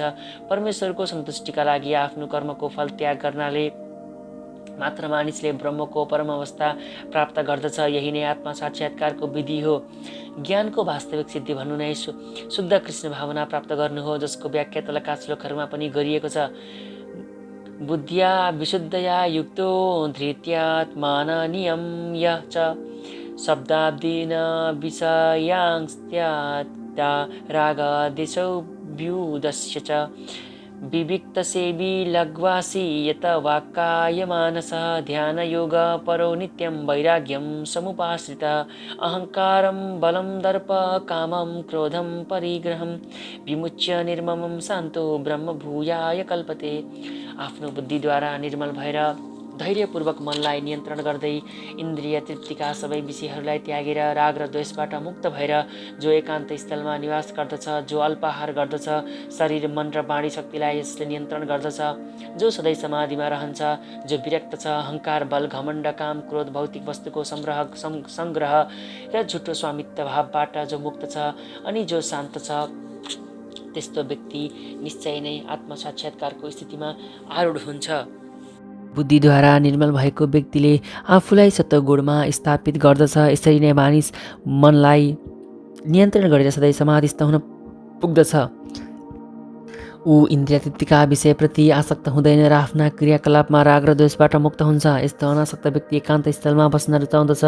ऊ आवश्यकताभन्दा बढी खाँदैन र उसले आफ्ना शरीर र मनका क्रियाकलापमाथि नियन्त्रण कायम गर्दछ। उसमा झुटो अभिमान हुँदैन किनभने उसले आफूलाई शरीर ठान्दैन। ऊ विभिन्न भौतिक पदार्थहरू ग्रहण गरेर शरीरलाई बढी मोटो र बलियो बनाउन पनि चाहँदैन। उसमा शरीर नै आत्मा हो भन्ने भावना नहुने हुनाले कहिल्यै घमण्ड गर्दैन। भगवानको कृपाले प्राप्त भएको प्रत्येक वस्तुबाट सन्तुष्ट हुन्छ र इन्द्रिय तृप्तिको अभावमा कहिल्यै रिसाउँदैन। न ऊ इन्द्रियका विषयहरू आर्जन गर्ने प्रयत्न नै गर्दछ। यसरी जब ऊ झुटो अहङ्कारबाट पूर्णतया मुक्त हुन्छ र सम्पूर्ण भौतिक वस्तुहरूप्रति अनासक्त हुन्छ, त्यो अवस्था नै ब्रह्म साक्षात्कारको अवस्था हो। त्यस अवस्थालाई ब्रह्मभूत अवस्था पनि भनिन्छ। जब मानिस जीवनको भौतिक धारणाबाट मुक्त हुन्छ त्यस समय ऊ शान्त हुन्छ अनि उसलाई उत्तेजित गराउन सकिँदैन। भगवत गीताको 2:70मा यसको वर्णन यसरी गरिएको छ। आपूर्यमाण मचल प्रतिष्ठं समुद्रमाप प्रविशन्ति यद् तद् कामा यम प्रविशन्ति सर्वेश शान्तिमाप्नोति न काम कामी। अर्थात् जो जसरी निरन्तर नदीहरू प्रवेश गरिरहँदा पनि र सधैँ भरिभराउ रहँदा पनि समुद्र शान्त नै देखिन्छ, त्यसै गरी इच्छा आकाङ्क्षा अनवरत वा निरन्तर प्रवाह चलिरहँदा पनि विचलित नहुने व्यक्तिले शान्ति प्राप्त गर्न सक्दछ। तर यस्ता इच्छाहरूको तृप्तिका निमित्त निरन्तर प्रयत्नशील रहनाले त्यो शान्ति पाउन सक्दैन। ब्रह्मभूतः प्रसन्नात्मा न शोचति न काङ्क्षति सम सर्वेषु भूतेषु मदभक्ति लभतें पराम। यसरी दिव्य स्थितिमा अवस्थित व्यक्तिले तुरुन्तै परब्रह्मको अनुभूति गर्दछ र पूर्णतया आनन्द हुन्छ। उसले कहिल्यै शोक पनि गर्दैन र कुनै वस्तुको चाहना पनि गर्दैन। उसले हरेक जीवात्मा प्रति समभाव राख्दछ। त्यस अवस्थामा उसले मेरो शुद्ध भक्ति प्राप्त गर्दछ। ब्रह्मभूत अवस्था वा ब्रह्मसँग एकाकार हुने अवस्था नै निराकारवादीहरूको अन्तिम लक्ष्य हो। तर साकारवादी वा शुद्ध भक्तहरू योभन्दा अझ अगाडि गएर शुद्ध भक्तिमा संलग्न हुनुपर्दछ। यसको अर्थ भगवानको शुद्ध भक्तिमा लागेका मानिसले यस्तो मुक्तिको अवस्था वा ब्रह्मभूत अवस्था वा ब्रह्मसँग एकाकार हुने अवस्था पहिले नै प्राप्त गरिसकेका हुन्छन् भन्ने हो।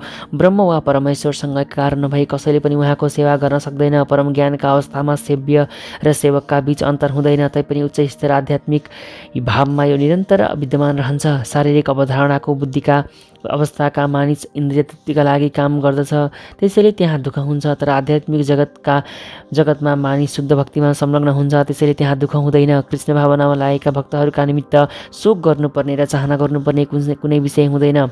ईश्वर पूर्ण भएकोले ईश्वरको सेवा वा कृष्ण भावनामा संलग्न व्यक्ति पनि आफैमा पूर्ण हुन्छ। ऊ सम्पूर्ण फोहोर सफा गरेर निर्मल तुल्याएको नदी जस्तो हुन्छ। शुद्ध भक्तमा भगवान कृष्ण बाहेक अरू कुनै विचार नउठ्ने हुनाले ऊ स्वभावतः सधैँ प्रसन्न चित्त हुन्छ। उसले कुनै भौतिक क्षति हुँदा शोक पनि गर्दैन र कुनै लाभका लागि इच्छा पनि गर्दैन, किनभने ऊ भगवत भक्तिले परिपूर्ण भएको हुन्छ। उसमा शारीरिक भोगको इच्छा हुँदैन, किनभने प्रत्येक जीवात्मा परमेश्वरका सूक्ष्म अंश हुन् र त्यसैले जीवात्मा भगवानका शाश्वत सेवक हुन् भन्ने उसले जानेको हुन्छ। उसले यस संसारमा न कसैलाई आफूभन्दा उच्च र न कसैलाई आफूभन्दा निम्न देख्दछ। यी उच्च स्थिति र निम्न स्थिति भएको कुरा क्षणिक हुन् र यस्ता क्षणिक वस्तुहरूको उदय र अस्तसँग भक्तको कुनै सरोकार हुँदैन। उसका लागि सुन र ढुङ्गो समान हुन्छन्। यो ब्रह्मभूत अवस्था हो र शुद्ध भक्तहरूले यो अवस्था अत्यन्त सजिलोसँग प्राप्त गर्दछन्। त्यस अवस्थामा पुगेका भक्तको लागि पर ब्रह्मसँग एकाकार हुने विचार वा पृथक व्यक्तित्वको विलय जस्ता कुरा तुच्छ वा नारकीय स्तरका प्रतीत हुन्छन्। तिनका लागि स्वर्गलोक प्राप्त गर्ने कुरा सपनाको कल्पनाको जस्तो हुन्छ र इन्द्रियहरू दाँत भाँचिएका सर्प जस्ता लाग्दछन्। जसरी दाँत भाँचिएका सर्पसँग कुनै डर हुँदैन, त्यसै गरी स्वतः नियन्त्रित भएका इन्द्रियहरूबाट पनि कुनै डर हुँदैन। भौतिकताले ग्रस्त व्यक्तिका लागि मात्र यो संसार दुःखमय छ, तर भक्तका लागि सम्पूर्ण संसार आध्यात्मिक जगत जस्तो वा वैकुण्ठ तुल्य छ। यस ब्रह्माण्डका सबैभन्दा महान व्यक्तित्व पनि भक्तका लागि एउटा कमिलाभन्दा बढी महत्त्वको हुँदैन। यो अवस्था भगवान चैतन्यका कृपाले प्राप्त गर्न सकिन्छ, जसले यस युगमा शुद्ध भक्तिको प्रचार गर्नुभयो। भक्त्या माम विजानाति यावान यश्चास्मि ततो मा तत्त्वतो ज्ञात्वा विशते तदनन्तरम। केवल भक्तिद्वारा मात्रै मानिसले म भगवानलाई यथार्थ रूपमा बुझ्न सक्दछन्। यस प्रकारको भक्तिद्वारा पूर्ण रूपले मेरै भावनामा भावित भएको व्यक्ति भगवत धाममा प्रवेश गर्न सक्दछ। भगवान श्रीकृष्ण र उहाँको अंश विस्तारलाई मानसिक कल्पनाद्वारा बुझ्न सकिँदैन, न अभक्तले नै उहाँलाई बुझ्न सक्दछन्। यदि कसैले भगवानलाई बुझ्न चाहन्छ भने उसले शुद्ध भक्तिको समुचित मार्ग निर्देशनमा रहेर शुद्ध भक्तिको अभ्यास गर्नुपर्दछ, अन्यथा भगवान सम्बन्धी सत्य उसका लागि सधैँ लुकेको वस्तु हुनेछ। पहिल्यै भगवत गीताको 7:25 भनिएको छ, नाहम प्रकाशः सर्वस्य, अर्थात् भगवान सबैका अगाडि प्रकाशित हुनुहुन्न। मानसिक कल्पना तथा विद्युताले मात्र ईश्वरलाई बुझ्न सकिँदैन। यथार्थमा कृष्ण भावनामा संलग्न भएको व्यक्तिले मात्रै भगवान श्रीकृष्ण को हुनुहुन्छ भन्ने कुरा बुझ्न सक्दछ। यसमा विश्वविद्यालयका उपाधिहरू सहयोगी हुँदैनन्। कृष्णको विज्ञानलाई पूर्णतया बुझेको मानिसले नै भगवान श्रीकृष्णको धाम वा आध्यात्मिक राज्यमा प्रवेश गर्न सक्दछ। ब्रह्मभूत हुनुको अर्थ आफ्नो स्वतन्त्र पहिचान नै गुमाउनु होइन। जहाँ भक्ति छ वा जहाँ जहिलेसम्म भक्तिको अस्तित्व हुन्छ त्यहाँ भगवान हुनै पर्दछ, भक्त पनि हुनै पर्दछ र भक्तिको विधि पनि हुनै पर्दछ। मुक्ति भइसकेपछि पनि यस्तो ज्ञानको विनाश हुँदैन। मुक्तिको अर्थ शारीरिक अवधारणाको बुद्धिबाट मुक्ति पाउनु हो। आध्यात्मिक जीवनमा पनि ठिक त्यही अन्तर विद्यमान रहन्छ, त्यही पृथकता त्यहाँ हुन्छ। तर कृष्ण भावनामा विशति अर्थात् ममा प्रवेश गर्दछ। यस भनाइले अद्वैतवादी सिद्धान्तको समर्थनमा जीव निराकार ब्रह्मसँग एकाकार हुन्छ भन्ने अर्थ दिन खोजेको होइन। भुलेर पनि यस्तो सोच्नु हुँदैन। विशतको अर्थ जीव आफ्नो अलग पहिचानसहित भगवानको सङ्गत पाउन र उहाँको सेवामा संलग्न हुन भगवत धाममा प्रवेश गर्दछ भन्ने हो। उदाहरणका लागि एउटा हरियो रङको चरा हरियो रुखमा रुखसँग एक हुन् भनेर होइन रुखको फल खान भनेर त्यहाँ प्रवेश गर्दछ। निराकारवादीहरूले प्राय नदीहरू बग्दै समुद्रमा पुगेर समुद्रमै समाहित भएको उदाहरण दिने गर्दछन्। निराकारवादीहरूका निमित्त एउटा सुखको स्रोत हुन सक्दछ, तर साकारवादीहरू समुद्रमा प्रवेश गरेर पनि जलचर प्राणीहरू जस्तै त्यहाँ आफ्नो अलग अस्तित्व बचाइराख्न चाहन्छन्। समुद्रको अलिक गहिराइमा प्रवेश गर्ने हो भने त्यहाँ हामी धेरै प्राणीहरू फेला पार्न सक्दछौँ। समुद्रको सतही जानकारी मात्र पर्याप्त छैन, मानिसलाई समुद्रका गहिराइमा रहने जलचर जीवात्माहरूका बारेमा पनि जानकारी हुनुपर्दछ। भक्त आफ्नो शुद्ध भक्तिका कारणले भगवानका दिव्य गुणहरू र ऐश्वर्यहरूसँग यथार्थ रूपमा परिचित हुन सक्दछ। 11औं अध्यायमा भनिएको छ, केवल भक्तिद्वारा मानिसले भगवानलाई बुझ्न सक्दछ। त्यही कुराको पुष्टि यहाँ पनि गरिएको छ। केवल भक्तिका माध्यमले मानिसले भगवानलाई जान्न सक्दछ र भगवानका धाममा प्रवेश गर्न सक्दछ। भौतिकवादी अवधारणाबाट मुक्त भएर ब्रह्मभूत अवस्थालाई प्राप्त गरिसकेपछि भगवानका बारेमा गरिएको श्रवणद्वारा भक्ति प्रारम्भ हुन्छ। भगवानका बारेमा श्रवण गर्नासाथ ब्रह्मभूत अवस्था स्वतः विकसित हुन्छ अनि लोभ तथा काम जस्ता भौतिक सङ्क्रमणहरू नष्ट हुन्छन्। हृदयबाट काम र इच्छा लुप्त हुँदै गएपछि भक्त भगवानको सेवामा अझ बढी अनुरक्त हुन्छ र यस्तो अनुरक्तिद्वारा ऊ भौतिक सङ्क्रमणबाट मुक्त हुन्छ। जीवनको त्यो स्तरमा पुगेपछि उसले परमेश्वरलाई बुझ्न सक्दछ। यसको उल्लेख भागवतमा पनि छ। मुक्त भएपछि पनि भक्तिका प्रक्रिया वा दिव्य सेवाहरू चलिरहन्छन्। वेदान्त सूत्रले पनि अप्रयाणत तत्रापि हि दृष्टम 4:1 पारम यस भनाइबाट यसको पुष्टि गर्दछ। यसको अर्थ हो मुक्ति प्राप्त गरिसकेपछि पनि भक्ति योगका प्रक्रिया चलिरहन्छ। श्रीमद् भागवतममा वास्तविक भक्तिमय मुक्तिको जुन परिभाषा दिएको छ त्यसअनुसार जीवात्माले आफ्नो अस्तित्वमा तथा आफ्नो स्वाभाविक वा वैधानिक स्थितिमा पुनः स्थापित हुनुपर्दछ।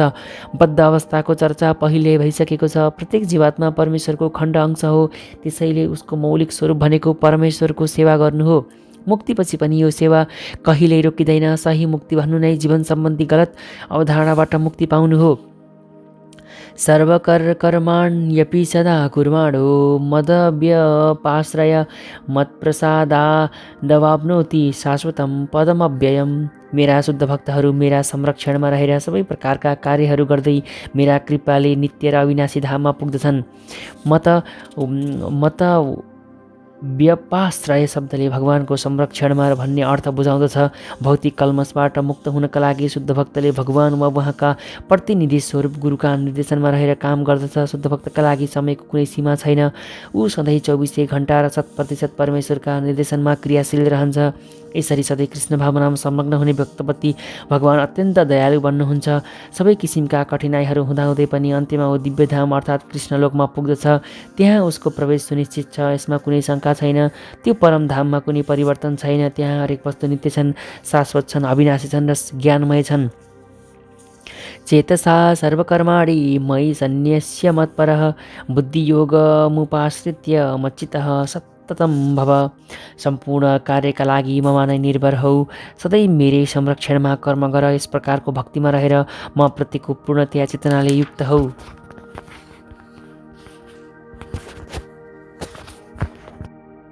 कृष्ण भावनामा क्रियाशील रहने व्यक्तिले संसारको स्वामी जस्तो बनेर काम गर्दैन।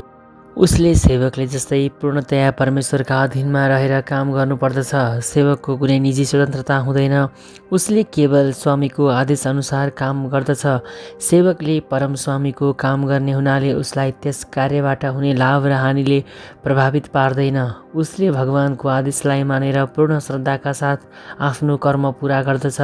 यहाँ कसैले तर्क गर्न सक्दछ, अर्जुनले भगवान श्रीकृष्णको व्यक्तिगत निर्देशनमा रहेर काम गरेका थिए, तर अहिले श्रीकृष्ण उपस्थित नभएको समय कसरी काम गर्ने?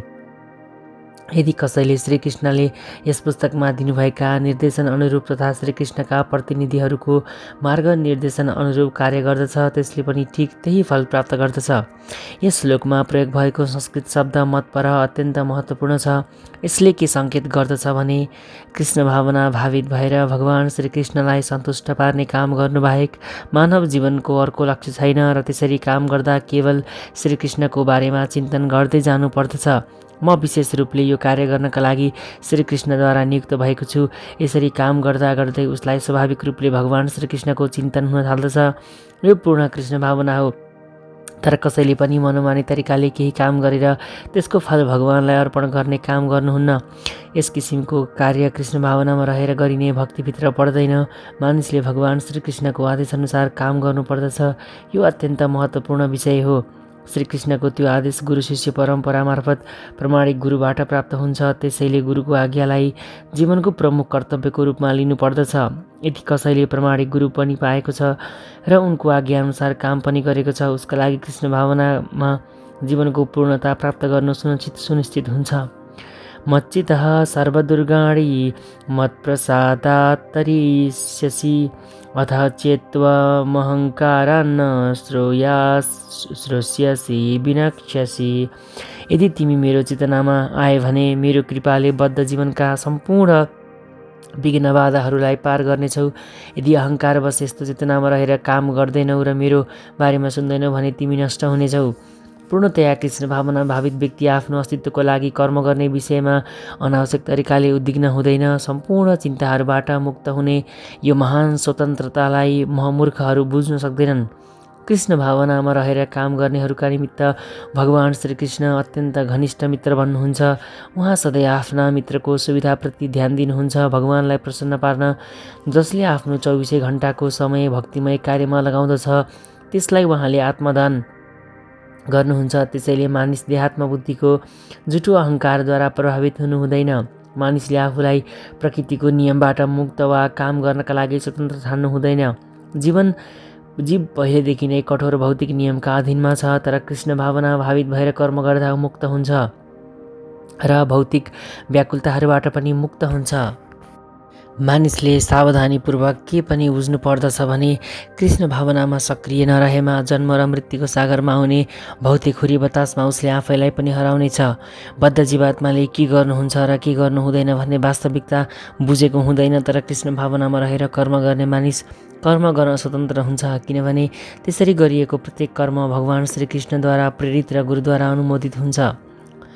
यदहङ्कारमाश्रित्यान्ययोच्य इति मन्यसे मिथ्यैष व्यवसायस्ते प्रकृतिस्त्वां नियोक्ष्यति।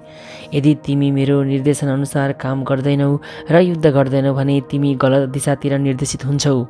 तिम्रो स्वभावले तिमीलाई युद्धमा लगाउनेछ। अर्जुन एउटा सैनिक थिए र क्षेत्रीय स्वभाव लिएर जन्मेका थिए, त्यसैले युद्ध गर्नु उनको स्वाभाविक कार्य थियो। तर झुटो अहङ्कारवश उनी गुरुलाई, हजुरबुवालाई र मित्रहरूलाई मारेको पापको भागी हुनेछु भनेर डराइरहेका थिए। वास्तवमा आफू नै आफ्ना कर्मका मालिक भए जस्तै गरी उनले त्यस्ता कर्मका राम्रा र नराम्रा प्रतिफलको निर्देशन आफूले गरिरहेको ठानेका थिए। उनले स्वयं भगवान त्यहाँ उपस्थित हुनुहुन्छ र उहाँले युद्ध गर्ने उपदेश दिइरहनु भएको छ भन्ने बिर्सेका थिए। यही नै बद्ध जीवको विस्मरणशीलता हो। के राम्रो हो र के नराम्रो हो भन्ने कुराको निर्देशन स्वयं भगवानले दिनुहुन्छ। मानिसले जीवनको पूर्णताका लागि केवल कृष्ण भावना भावित भएर काम गर्नुपर्दछ। परमेश्वरी जस्तै आफ्ना भाग्यको निर्णय गर्न अरू कसैले पनि सक्दैन। त्यसैले सबैभन्दा राम्रो बाटो परमेश्वरबाट निर्देशन लिएर सोही अनुसार कर्म गर्नु हो। भगवान वा भगवानका प्रतिनिधि स्वरूप गुरुको आज्ञालाई कसैले पनि उपेक्षा गर्न हुँदैन। मानिसले बिना हिचकिचाहट भगवानको आज्ञा पालन गर्नुपर्दछ। त्यसले उसलाई सम्पूर्ण परिस्थितिहरूमा सुरक्षित राख्दछ। स्वभावजेन कौन्तेय निबद्ध स्वेन कर्मणा कर्तुर्नेच्छसि यन्मोहात् करिष्यस्य वशोऽपि तत्। हे कौन्तेय, अहिले तिमी मोहमा परेर मेरो निर्देशन अनुसार जुन काम गर्न मानिरहेका छैनौ त्यही काम तिम्रो आफ्नो स्वभावबाट उत्पन्न कर्मका वशमा परेर गर्न बाध्य हुनेछौ। परमेश्वरको निर्देशनमा रहेर काम गर्न स्वीकार नगर्ने व्यक्ति तिनै गुणहरूद्वारा कर्म गर्न बाध्य बनाइन्छ जुन गुणमा ऊ स्थित हुन्छ। प्रत्येक व्यक्ति प्रकृतिका गुणहरूका विशेष संयोजनको वशीभूत भएर त्यसै अनुसार कर्म गरिरहन्छ। तर जो स्वेच्छाले परमेश्वरका निर्देशनका अधीनमा रहेर कर्ममा संलग्न हुन्छ त्यो गौरवान्वित हुन्छ।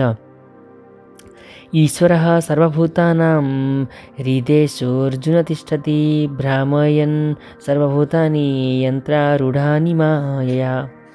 हे अर्जुन, परमेश्वर हरेक हृदयमा विराजमान हुनुहुन्छ र भौतिक शक्तिबाट बनेको यन्त्र जस्तो शरीरमा चढेर सबै जीवात्मालाई आफ्नो मायाद्वारा घुमाइरहनु भएको छ। अर्जुन सर्वज्ञ थिएनन्। युद्ध गर्ने कि नगर्ने भन्ने निर्णय उनको सीमित स्वविवेकमा निर्भर थियो। भगवान श्रीकृष्णले भन्नुभएको थियो, जीवात्मा नै सर्वेसर्वा होइन, भगवान अर्थात् स्वयं श्रीकृष्ण अन्तर्यामी परमात्माका रूपमा हरेक कार्यमा बसेर जीवात्मालाई निर्देशन दिइरहनुहुन्छ। शरीर परिवर्तनपछि जीवले पूर्वजन्ममा गरेका कर्महरू बिर्सिन्छ, तर परमात्मा पूर्वकर्मका ज्ञाताका रूपमा उसका सम्पूर्ण क्रियाकलापको साक्षी बनेर भूत, भविष्य र वर्तमानमा उपस्थित रहनुहुन्छ। त्यसैले प्राणीहरूका सम्पूर्ण क्रियाकलाप परमात्माद्वारा निर्देशित हुन्छन्। जुन जीवात्मा जुन कुरा पाउन योग्य हुन्छ त्यसले त्यही कुरा प्राप्त गर्दछ। जुन परमात्माको निर्देशनमा प्रकृतिले बनाएको भौतिक शरीरद्वारा वहन गरिएको हुन्छ, जसलाई जुन किसिमको शरीरमा स्थापित गरिन्छ त्यसले त्यही शरीरको स्थिति अनुकूल रहेर काम गर्नुपर्दछ। छिटो दौडिने मोटर कारमा बसेको व्यक्ति ढिलो दौडिने मोटरमा बसेको व्यक्तिभन्दा छिटो हिँड्छ, यद्यपि जीव अर्थात् चालक एउटै किन नहोस्। यसै गरी परमात्माका आदेशले प्रकृतिले कुनै विशेष जीवात्माका लागि विशेष शरीरको व्यवस्था गर्दछिन्, जसका माध्यमबाट जीवले आफ्ना पूर्वजन्मको चाहना अनुरूप काम गर्न सक्दछ। जीवात्मा स्वतन्त्र छैन, कसैले पनि आफूलाई भगवानबाट स्वतन्त्र ठान्नु हुँदैन। जीवात्मा सधैँ परमेश्वरको नियन्त्रणका अधीनमा छ। त्यसैले भगवानको शरणमा पर्नु नै मानिसको कर्तव्य हो। त्यही नै आगामी श्लोकको उपदेश हुनेछ। तमेव शरणं गच्छ सर्वभावेन भारत, तत्प्रसादात् परां शान्ति स्थानं प्राप्स्यसि शाश्वतम्। हे भारत, तिमी पूर्ण रूपले उहाँको शरणमा जाऊ। उहाँको कृपाद्वारा तिमीले दिव्य शान्ति र परम शाश्वत धाम प्राप्त गर्नेछौ। अतः जीवात्मा प्रत्येक हृदयमा विराजमान भगवानका शरणमा समर्पित हुनुपर्दछ र उहाँले उसलाई यस भौतिक जगतका सबै किसिमका कष्टहरूबाट छुटकारा दिनुहुन्छ। यस प्रकारको शरणागतिले उसलाई यस जीवनका सबै कष्टहरूबाट मुक्ति दिने मात्र नभएर अन्त्यमा परमेश्वरसम्म पुर्याउँदछ। वैदिक साहित्य ऋग्वेद 1:22-20मा तद्विष्णुम परम पदम भनेर त्यो दिव्य जगतको वर्णन गरिएको छ। सम्पूर्ण सृष्टि नै ईश्वरको राज्य हो र प्रत्येक भौतिक वस्तु वास्तवमा आध्यात्मिक हुन्, तैपनि परमम पदम शब्दले विशेष गरी त्यो शाश्वत धामलाई जनाउँदछ, जसलाई आध्यात्मिक आकाश वा वैकुण्ठ भनिन्छ। भगवद् गीताको 15औं अध्यायमा भनिएको छ, सर्वस्य चाहम वृद्धि सन्निविष्ट, अर्थात् भगवान हरेक हृदयमा विराजमान हुनुहुन्छ। अतः मानिस हरेक हृदयमा निवास गर्ने परमात्माका शरणमा जाओस् भन्नुको अर्थ भगवान श्रीकृष्णका शरणमा परोस् भन्ने हो। श्रीकृष्णलाई अर्जुनले पहिले नै ब्रह्मका रूपमा स्वीकार गरिसकेका छन्। 10औं अध्यायमा उहाँलाई परम ब्रह्म परमधामका रूपमा स्वीकार गरिसकेको छ। अर्जुनले श्रीकृष्णलाई भगवानका रूपमा र सबै प्राणीहरूका परमधामका रूपमा मानेका छन्। यसमा उनको निजी अनुभव मात्र नभएर नारद, असित, देवल, व्यास जस्ता महापुरुषहरू पनि प्रमाणका रूपमा हुनुहुन्छ। इति ते ज्ञानमाख्यातं गुह्यतरं मया विस्मृष्यै तदशेषेण यथेच्छसि तथा कुरु। यस प्रकार मैले तिमीलाई गोपनीय भन्दा गोपनीय ज्ञान भने। यसलाई पूर्णतया चिन्तन मनन गर र त्यसपछि जे इच्छा लाग्दछ त्यही गर। भगवानले अर्जुनलाई ब्रह्मभूत अवस्था सम्बन्धी ज्ञान पनि पहिला नै दिइसक्नुभयो। ब्रह्मभूत अवस्था रहेको मानिस प्रसन्न चित्त हुन्छ। ऊ कहिले शोक पनि गर्दैन र कुनै वस्तुको चाहना पनि गर्दैन। गोपनीय ज्ञानले गर्दा यस्तो अवस्था हुन्छ। भगवान श्रीकृष्णले परमात्मा सम्बन्धी ज्ञान पनि भन्नुभयो। यो ब्रह्मज्ञान अर्थात् ब्रह्मको ज्ञान पनि हो, तर त्यो भन्दा श्रेष्ठ छ। यहाँ प्रयोग गरिएको यथेच्छसि तथा कुरु अर्थात् तिमीलाई जे लाग्छ त्यही गर। यो भनाइले के सङ्केत गर्दछ भने ईश्वरले जीवात्माको सानो स्वतन्त्रतामाथि कुनै हस्तक्षेप गर्नुहुन्न। मानिसको जीवनको अवस्थालाई विकसित बनाउने सबै उपायहरूको व्याख्या भगवानले भगवद् गीतामा गर्नुभएको छ।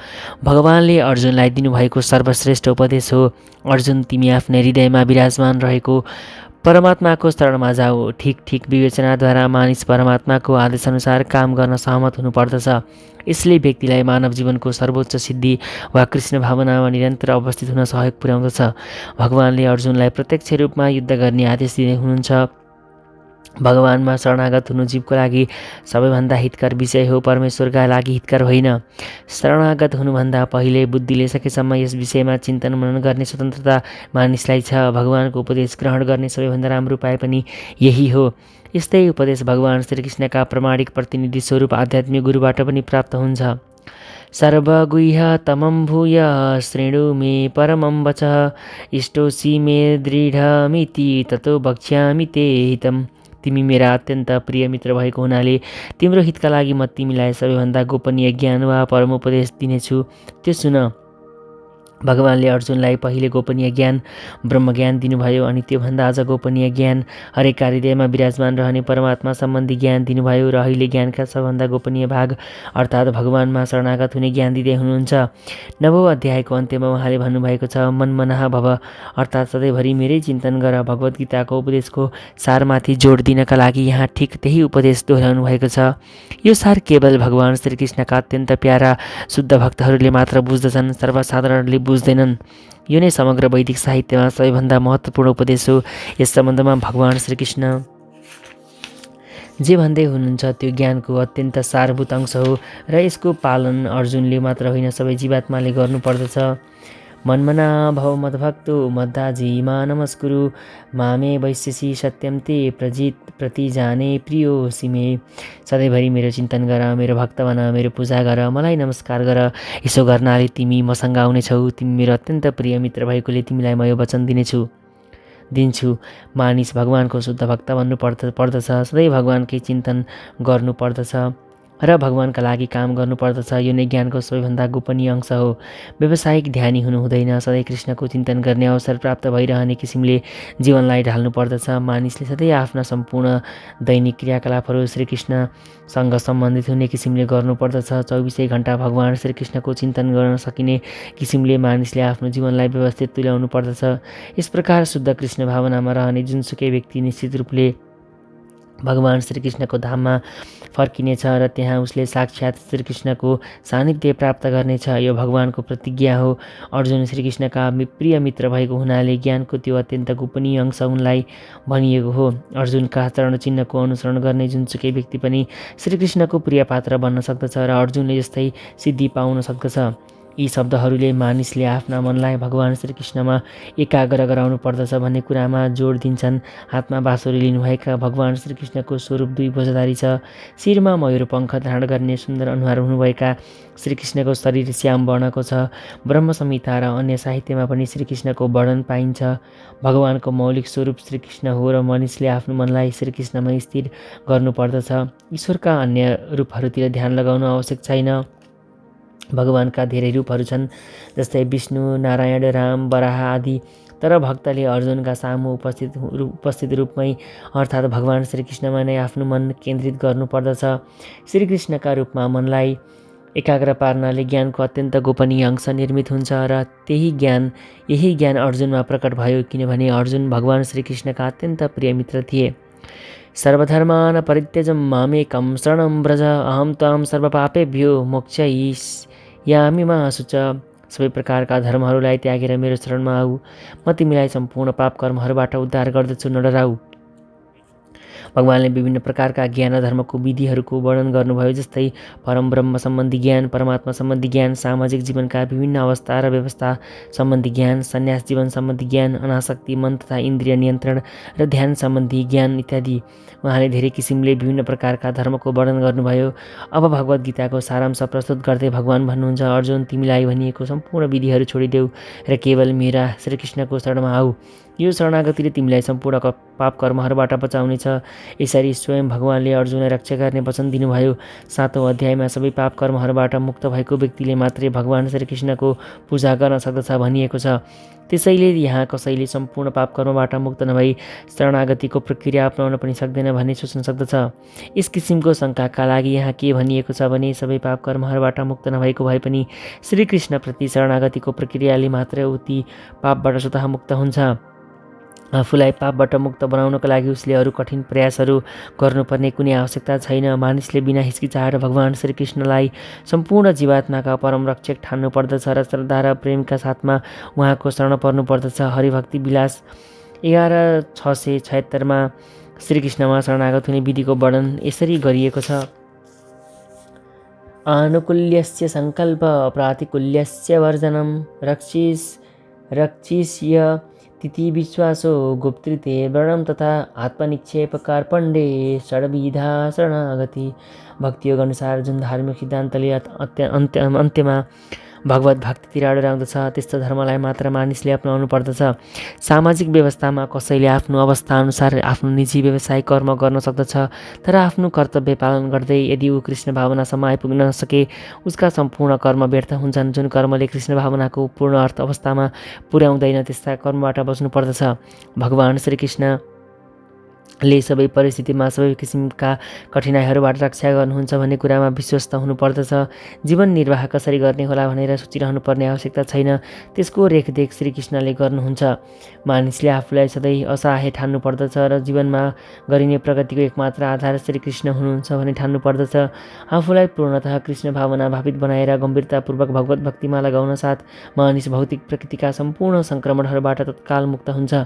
धर्मका विविध प्रक्रियाहरू र ज्ञानका विकास तथा यौगिक ध्यान आदिद्वारा शुद्धिकरण गर्ने विधिहरू विविध छन्, तर जो भगवान श्रीकृष्णको शरणमा परेको छ उसले यति धेरै विधिहरू अपनाउनु पर्दैन। श्रीकृष्णमा शरणागत हुनाले मात्रै उस समयलाई अनावश्यक नष्ट गर्नबाट बच्दछ। यसरी मानिस तत्काल प्रगति गर्न सक्दछ र सबै किसिमका पाप कर्मबाट मुक्त हुन सक्दछ। मानिस भगवान श्रीकृष्णको सुन्दर छविद्वारा आकर्षित हुन्छ। उहाँ सर्वाकर्षक हुनुभएकोले उहाँलाई कृष्ण भनिएको हो। श्रीकृष्णको सर्वशक्तिमान व्यक्तित्व र सौन्दर्यबाट आकर्षित हुने मानिस भाग्यमानी हो। विभिन्न प्रकारका आध्यात्मवादीहरू छन्, तीमध्ये कुनै निराकार ब्रह्मदर्शनमा अनुरक्त छन्, कोही परमात्मा स्वरूपप्रति आकर्षित छन्, तर जो भगवानको साकार रूपप्रति आकर्षित हुन्छ र योभन्दा बढी जो अझ साक्षात् भगवान श्रीकृष्णप्रति आकर्षित हुन्छ त्यो नै सबैभन्दा सिद्ध आध्यात्मवादी हो।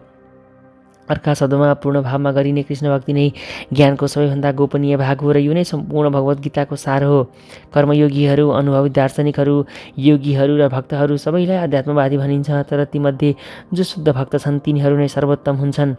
यहाँ मासुच्च यी विशिष्ट शब्दहरू प्रयोग गरिएका छन् जसको अर्थ हुन्छ नडराउ, सङ्कोच नमान, चिन्ता नगर। यी शब्दहरू अत्यन्त अर्थपूर्ण छन्।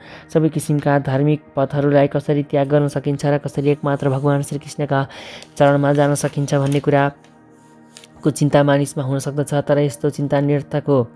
इदं ते नातपस्काय नाभक्ताय कदाचन न चाशुश्रूषवे वाच्यं न च माम योऽभ्यसूयति। असंयमीलाई, अभक्तलाई, भक्तिमा संलग्न नभएकालाई र मेरो द्वेष गर्नेलाई यो गोपनीय ज्ञान कहिल्यै नभन्नु।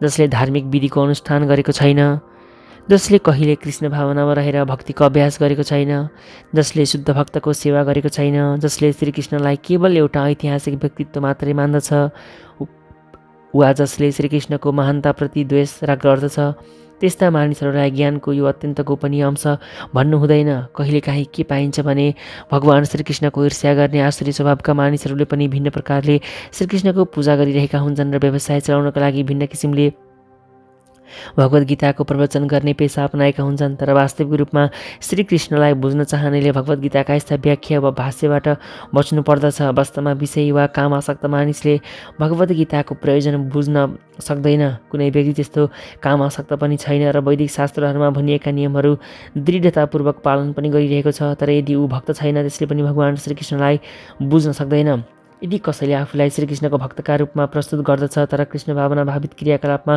संलग्न हुँदैन त्यस्ताले पनि कृष्णलाई बुझ्न सक्दैनन्। भगवान श्रीकृष्णसँग ईर्ष्या गर्ने पनि धेरै व्यक्ति छन्, किनभने श्रीकृष्णले भगवत गीतामा म नै परम पुरुष हुँ, मभन्दा ठुलो र म बराबरको कोही पनि छैन भन्नुभएको छ। त्यसैले धेरै व्यक्तिहरू श्रीकृष्णसँग द्वेष गर्दछन्। त्यस्ता व्यक्तिलाई पनि यो भगवत गीता भन्न हुँदैन, किनभने तिनीहरूले यो बुझ्न सक्दैनन्। श्रद्धाहीन व्यक्तिले भगवत गीता र श्रीकृष्णलाई बुझ्नु सम्भव छैन। शुद्ध भक्त बनेका आधिकारिक व्यक्तिबाट श्रीकृष्णलाई नबुझिकन भगवत गीताको टीका लेख्ने प्रयास गर्नु हुँदैन। य इदं परमं गुह्य मदभक्तेष्वभिधास्यति भक्तिं मयि परां कृत्वा मामे वैश्यत्य संशय। जसले भक्तहरूलाई यो परम रहस्य भन्दछ त्यसले शुद्ध भक्ति प्राप्त गर्दछ र अन्त्यमा मेरो धाम फर्किन्छ। साधारणतया भक्तहरूका बीचमा मात्र भगवत गीताको विवेचना गर्नुपर्दछ भन्ने गरिन्छ, किनभने अभक्तहरूले त भगवान श्रीकृष्णलाई बुझ्न सक्दछन् न भगवत गीतालाई। जसले श्रीकृष्णलाई उहाँ जस्तो हुनुहुन्छ त्यही रूपमा र भगवत गीतालाई पनि जस्ताको त्यस्तै स्वीकार गर्दैनन्, तिनीहरू मनोमानी तरिकाले भगवत गीताको व्याख्या गर्ने प्रयत्न गरेर अपराधको भागी नबनुन्। जो श्रीकृष्णलाई भगवानका रूपमा स्वीकार गर्न तयार छ त्यसलाई मात्र भगवत गीताको व्याख्या गर्नु वा सुनाउनु उचित हुन्छ। यो भक्तहरूको मात्र विषय हो, दार्शनिक चिन्तकहरूको होइन। जसले गम्भीरतापूर्वक भगवद् गीतालाई जस्ताको तस्तै प्रस्तुत गर्ने प्रयत्न गर्दछ त्यसले भक्तिमा प्रगति गर्नेछ र त्यो व्यक्ति शुद्ध भक्तिमय जीवनका स्तरमा पुग्नेछ। यस किसिमको शुद्ध भक्तिको फलस्वरूप ऊ निश्चित रूपले आफ्नो घर भगवत धाममा फर्किन्छ। न च तस्मान् मनुष्येषु कश्चिन् मे प्रियकृतमा भविता न च मे तस्मादन्य प्रियतरो भुवि। यो संसारमा मेरो लागि ऊभन्दा प्रिय अर्को सेवक छैन र पछि कहिले पनि ऊभन्दा प्रिय अर्को हुने छैन। अध्यस्यते च य इमं धर्म संवादमावयो ज्ञानयज्ञेन तेनाहमिष्टं स्यामिति मे मतिः। साथै म के घोषणा गर्दछु भने जसले हामी दुई बीचको यो पवित्र वार्तालापको अध्ययन गर्दछ त्यसले आफ्नो बुद्धिद्वारा मेरो पूजा गर्दछ। श्रद्धावान न सूयस्य शृणु यादपि यो नर सोऽपि मुक्त शुभान् लोकान् प्राप्नुयात् पुण्यकर्मणाम्। यसलाई जसले ईर्ष्या रहित र श्रद्धायुक्त भएर सुन्दछ त्यो व्यक्ति सम्पूर्ण पाप कर्महरूबाट मुक्त हुन्छ र पुण्यात्माहरू निवास गर्ने पवित्र लोकमा पुग्दछ।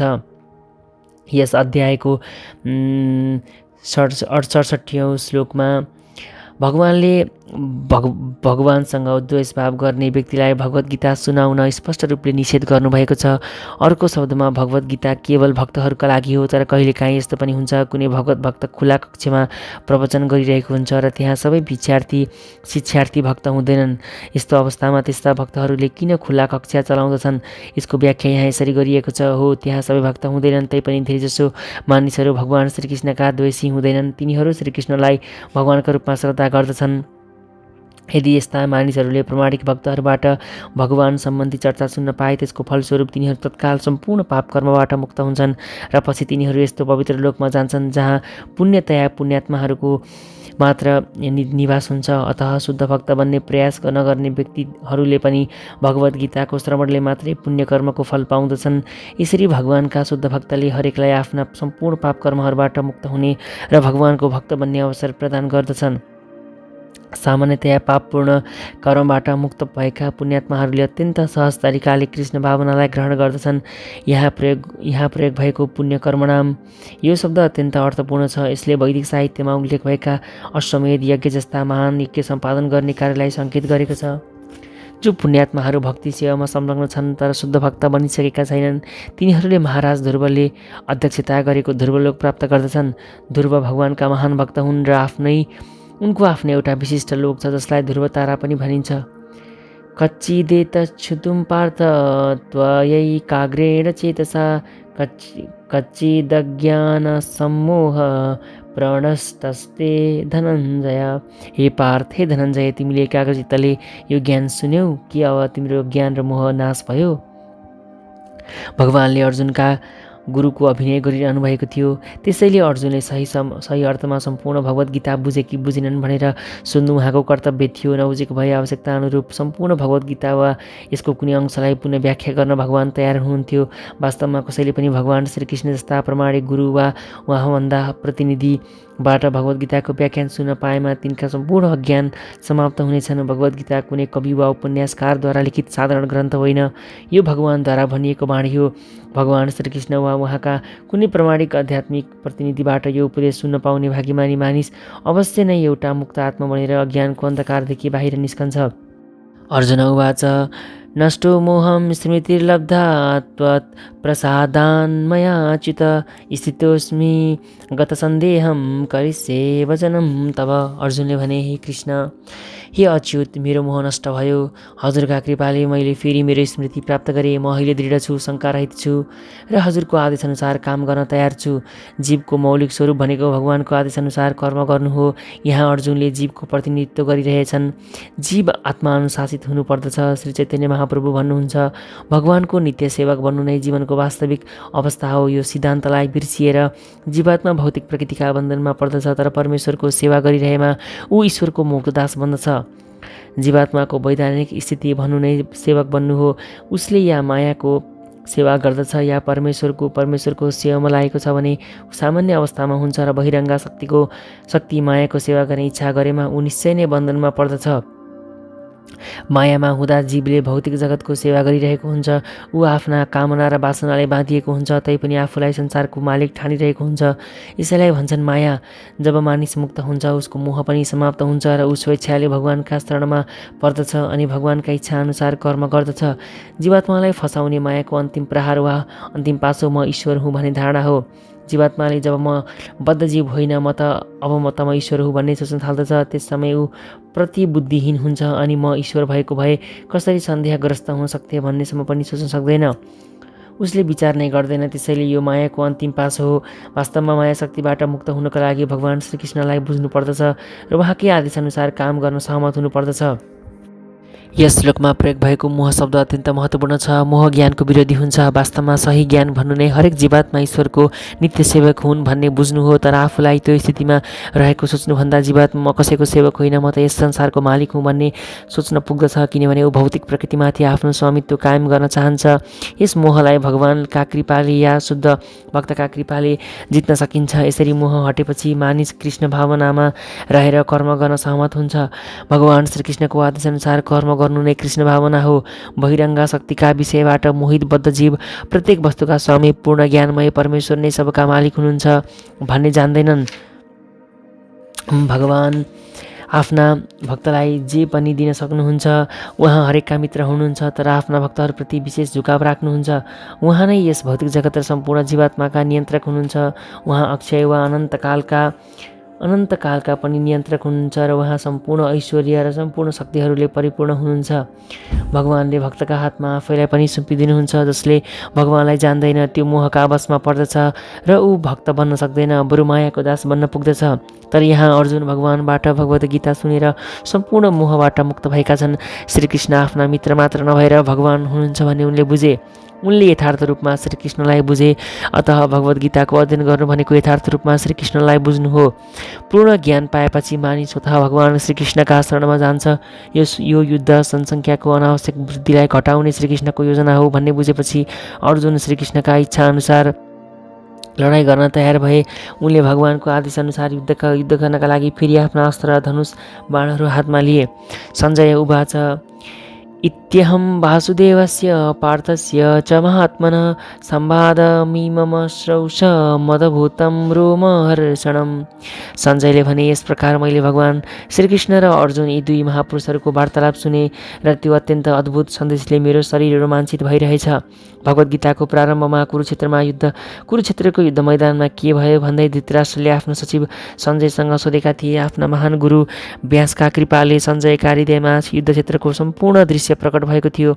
यसरी सञ्जयले युद्धक्षेत्रको मूल विषयको वर्णन गरे। त्यो वार्तालाप अद्भुत थियो, किनभने दुईवटा महान आत्माका बीच यति महत्त्वपूर्ण वार्ता पहिले कहिले भएको थिएन र पछि पनि हुने छैन। यो आश्चर्यजनक थियो, किनभने भगवानले स्वयं आफू र आफ्ना शक्तिका बारेमा जीवात्मा रूप महान भक्त अर्जुनलाई भनिरहनु भएको थियो। यदि हामीले श्रीकृष्णलाई बुझ्नको निमित्त अर्जुनका चरण चिन्हको अनुसरण गर्यौँ भने हाम्रो जीवन सुखी र सफल हुनेछ।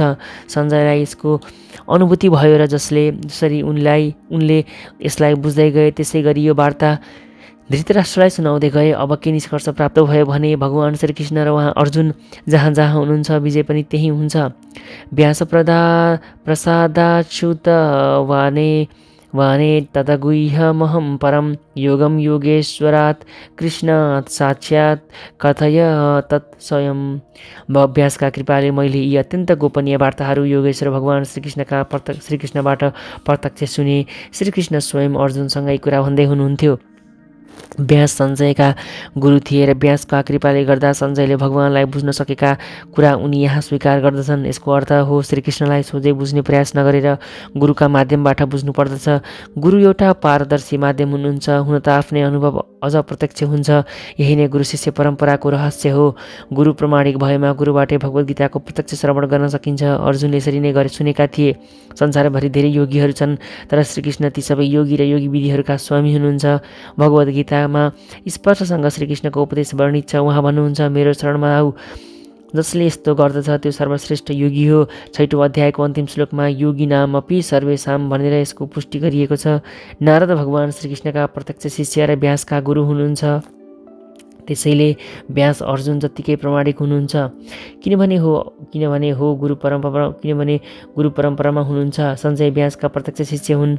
अतः व्यासका कृपाले सञ्जयका इन्द्रियहरू शुद्ध भएर उनले भगवान श्रीकृष्णलाई प्रत्यक्ष देख्न र सुन्न सके। श्रीकृष्णबाट प्रत्यक्ष सुन्न सक्नेले यो गोपनीय ज्ञानलाई बुझ्न सक्दछ। गुरु परम्परामा नआउने मानिसले श्रीकृष्णको कुरो सुन्न सक्दैन। त्यसैले उसको ज्ञान सधैँ अपूर्ण हुन्छ। भगवद् गीतालाई बुझ्ने कुरामा पनि यही नियम लागू हुन्छ। भगवद् गीतामा कर्मयोग, ज्ञान योग र भक्ति योग आदि सम्पूर्ण योग विधिहरूको वर्णन गरिएको छ। भगवान श्रीकृष्ण यस्ता सम्पूर्ण योगहरूका स्वामी हुनुहुन्छ। जसरी श्रीकृष्णलाई प्रत्यक्ष बुझ्न पाएको हुनाले अर्जुन अत्यन्त भाग्यमानी मानिन्छन्, त्यसै गरी व्यासका कृपाले सञ्जयले पनि श्रीकृष्णलाई प्रत्यक्ष सुन्न सके। वास्तवमा श्रीकृष्णबाट प्रत्यक्ष सुन्नुमा र श्रीकृष्णबाट व्यास जस्ता प्रमाणिक गुरु मार्फत प्रत्यक्ष रूपले सुन्नुमा कुनै अन्तर छैन। गुरु व्यासदेवका प्रतिनिधि मानिनुहुन्छ। त्यसैले वैदिक चलन अनुसार आफ्नो गुरुको जन्मदिवसमा शिष्यहरूद्वारा गरिने उत्सवलाई व्यास पूजा भनिन्छ। राजन संस्मृत्य संवादमिमदभुतं केशवार्जुनयो पुण्यम हृष्यामि च मुहुर्मुहु। हे राजन, जब म बारम्बार भगवान श्रीकृष्ण र अर्जुनका बीचमा भएको यो अद्भुत तथा पवित्र वार्तालापलाई सम्झन्छु, प्रतिक्षण गदगद हुँदै हर्ष विभोर हुन्छु। भगवद् गीताको ज्ञान अत्यन्त अलौकिक छ। भगवान श्रीकृष्ण र अर्जुन बीच भएको यो वार्तालापसँग परिचित हुने व्यक्ति धर्मात्मा बन्दछ र उसले यस्तो वार्तालापलाई भुल्न सक्दैन। यही नै आध्यात्मिक जीवनको दिव्य अवस्था हो। अर्को शब्दमा भन्दा जसले त्यही स्रोतबाट वा प्रत्यक्ष श्रीकृष्णबाट भगवद् गीता श्रवण गर्दछ त्यसले पूर्ण कृष्ण भावनामृत प्राप्त गर्दछ। श्रीकृष्ण भावनाको फलस्वरूप मानिस अत्याधिक प्रबुद्ध हुन्छ र केही समयका लागि मात्र नभएर उसका जीवनका प्रत्येक क्षण आनन्दमय भएर बित्दछन्। तच्च संस्मृत्य रूपमत्यद्भुतं हरे विस्मयो मे महान राजन हृष्यामि च पुनः पुनः। हे राजन, भगवान श्रीकृष्णको अद्भुत रूप सम्झेर म झन्झन आश्चर्यचकित हुन्छु र बारम्बार हर्षित हुन्छु। यस्तो लाग्दछ सञ्जयले पनि व्यासका कृपाले गर्दा भगवान श्रीकृष्णले अर्जुनलाई देखाउनु भएको विराट स्वरूपको दर्शन पाएका थिए। निसन्देह भन्ने गरिन्छ भगवान श्रीकृष्णले यस्तो रूप योभन्दा पहिले कहिले पनि देखाउनु भएको थिएन। यो केवल अर्जुनलाई मात्र देखाइएको थियो। तैपनि अर्जुनलाई विराट रूप देखाउँदा अरू केही महान भक्तहरूले पनि यसको दर्शन पाएका थिए र तीमध्ये एकजना व्यास पनि हुनुहुन्छ। व्यास भगवानका एक महान भक्त हुनुहुन्छ र उहाँ कृष्णका एक शक्तिशाली अवतार पनि मानिनुहुन्छ। यो कुरा व्यासले आफ्ना शिष्य सञ्जय मार्फत प्रकट गर्नुभयो। सञ्जय पनि अर्जुनलाई देखाइएको श्रीकृष्णको त्यो अद्भुत रूप सम्झेर बारम्बार आनन्दित भइरहेका थिए। यत्र योगेश्वरः कृष्णो यत्र पार्थो धनुर्धरः तत्र श्रीविजयो भूतिर्ध्रुवा नीतिर्मर्तिर्मम। जहाँ योगेश्वर भगवान श्रीकृष्ण हुनुहुन्छ र जहाँ परम धनुर्धारी अर्जुन छन्, निश्चय नै त्यहाँ ऐश्वर्य, विजय, अलौकिक शक्ति र नैतिकता रहन्छन् भन्ने मेरो विचार छ। धृतराष्ट्रको जिज्ञासासँगै भगवद्गीताको शुभारम्भ हुन्छ अनि भीष्म, द्रोण र कर्ण जस्ता महान योद्धाहरूले सहायता गरिएका आफ्ना छोराहरूको विजयप्रति आशावादी थिए। विजय आफ्नै पक्षमा हुनेछ भन्ने आशा उनको थियो। तर युद्ध क्षेत्रको दृश्यको वर्णन गरिसकेपछि सञ्जयले धृतराष्ट्रलाई भने, राजन, तपाईँ आफ्नो विजयका कुरा सोचिरहनु भएको होला, तर मेरो विचारमा उहाँ जहाँ भगवान श्रीकृष्ण र अर्जुन उपस्थित हुनुहुनेछ, सम्पूर्ण शुभ र सौभाग्यको निवास त्यही हुनेछ। सञ्जयले सिधै भनिदिए, धृतराष्ट्रले आफ्ना पक्षको विजयको आशा नगरे हुन्छ। विजय निश्चय नै अर्जुनका पक्षको हुनेछ, किनभने त्यहाँ भगवान श्रीकृष्ण हुनुहुन्छ। श्रीकृष्णले अर्जुनका लागि सारथीको पद स्वीकार गर्नु पनि उहाँको अर्को ऐश्वर्य प्रदर्शन थियो। श्रीकृष्ण सम्पूर्ण ऐश्वर्यले पूर्ण हुनुहुन्छ। वैराग्य तीमध्ये एक हो। यस्ता वैराग्यका धेरै उदाहरणहरू छन्, किनभने भगवान श्रीकृष्ण वैराग्यका पनि स्वामी हुनुहुन्छ। वास्तवमा युद्ध दुर्योधन र युधिष्ठिरका बीचमा भएको थियो। अर्जुन आफ्ना जेठा दाइ युधिष्ठिरका तर्फबाट लडिरहेका थिए। श्रीकृष्ण र अर्जुन युधिष्ठिरका पक्षमा भएकोले युधिष्ठिरको विजय निश्चित थियो। युद्धले संसारमा कस्तो शासन चल्दछ भन्ने निर्णय गर्नु थियो। सञ्जयले राज्यशक्ति युधिष्ठिरका हातमा जान्छ भन्ने भविष्यवाणी गरे। यहाँ अर्को एउटा भविष्यवाणी पनि भयो। त्यो के हो भने, युद्धमा विजय प्राप्त गरेपछि युधिष्ठिर झन्झन वैभवशाली हुँदै जानेछन्, किनभने उनी केवल पुण्यात्मा र पवित्र मात्र थिएनन्, साथै कडा नैतिकतावादी पनि थिए। उनले आफ्नो जीवनभर कहिले झुट बोलेनन्। यस्ता धेरै अल्पज्ञ मानिसहरू पनि छन् जसले भगवद्गीतालाई युद्ध मैदानमा दुईजना मित्रहरूका बीचमा भएको छलफलको विषय मात्र ठान्दछन्। कोही भन्न सक्दछन् यस्तो ग्रन्थ शास्त्र हुन सक्दैन। कुनै मानिसहरू श्रीकृष्णले अर्जुनलाई युद्ध गर्न प्रेरित गर्नुभएको हो, यो अनैतिक कार्य हो भनी विरोध गर्न सक्दछन्। तर स्थितिको वास्तविकतालाई हेर्दा भगवद्गीता नैतिकताको सर्वोच्च उपदेश हो भन्ने कुरा स्पष्ट देखिन्छ। 9 अध्यायको 34औं श्लोकमा परम नैतिकताको उपदेशको चर्चा गर्दै भनिएको छ, मनमना भव मदभक्त, मानिस भगवान श्रीकृष्णको भक्त हुनुपर्दछ र सम्पूर्ण धर्मको सार श्रीकृष्णको शरणमा पर्नु हो। सर्वधर्मान परित्यजम मामेकम शरणम व्रज। भगवद्गीताको उपदेशले धर्म र नैतिकताका परमा विधिको निर्माण गर्दछ। अरू सम्पूर्ण विधिहरू शुद्धिकारक हुन सक्दछन् र परम विधिसम्म लैजाने माध्यम हुन सक्दछन्, तर गीताको अन्तिम उपदेश भने सबै धर्म र नैतिकताको अन्तिम शब्द वा सार वचन हो र त्यो सार हो भगवान श्रीकृष्णको शरणागति। यही नै 18औं अध्यायको निष्कर्ष हो। भगवद्गीताबाट हामी के बुझ्दछौँ भने दार्शनिक चिन्तन तथा ध्यान आत्मानुभूति गर्ने एउटा विधि हो, तर भगवान श्रीकृष्णमा पूर्णतः शरणागत हुनु सर्वोच्च सिद्धि हो। यही नै भगवद्गीताको उपदेशको सार हो। सामाजिक जीवनको व्यवस्था अनुसार र धर्मका विविध धारा अनुसार यज्ञ अनुष्ठानको मार्ग ज्ञानको गुह्य रहस्यपूर्ण मार्ग हुन सक्दछ। धार्मिक अनुष्ठानहरू गुह्य रहस्यपूर्ण हुन् भने ध्यान र ज्ञानको विकास झन् गुह्यतर अझ रहस्यपूर्ण हुन् र पूर्णतया कृष्ण भावनायुक्त भक्तिमा रहेर भगवान श्रीकृष्णका शरणमा पर्नु गुह्यतम वा सर्वोत्तम रहस्यपूर्ण उपदेश हो। यही नै 18औं अध्यायको सार हो। भगवद्गीताको अर्को विशेषता भनेको भगवान श्रीकृष्ण नै वास्तविक सत्य हुनुहुन्छ भने देखाउनु पनि हो। परम सत्यको अनुभूति 3 रूपमा हुन्छ, निराकार ब्रह्मका रूपमा, अन्तर्यामी परमात्माका रूपमा र अन्त्यमा भगवान श्रीकृष्णका रूपमा। परम सत्यको पूर्ण ज्ञान भन्नु नै भगवान श्रीकृष्णको पूर्ण ज्ञान हो। श्रीकृष्णलाई बुझ्न सक्नु मूल ज्ञान हो भने ज्ञानका नै सबै शाखाहरू त्यसै ज्ञानका विभाग र उपविभागहरू मात्र हुन्।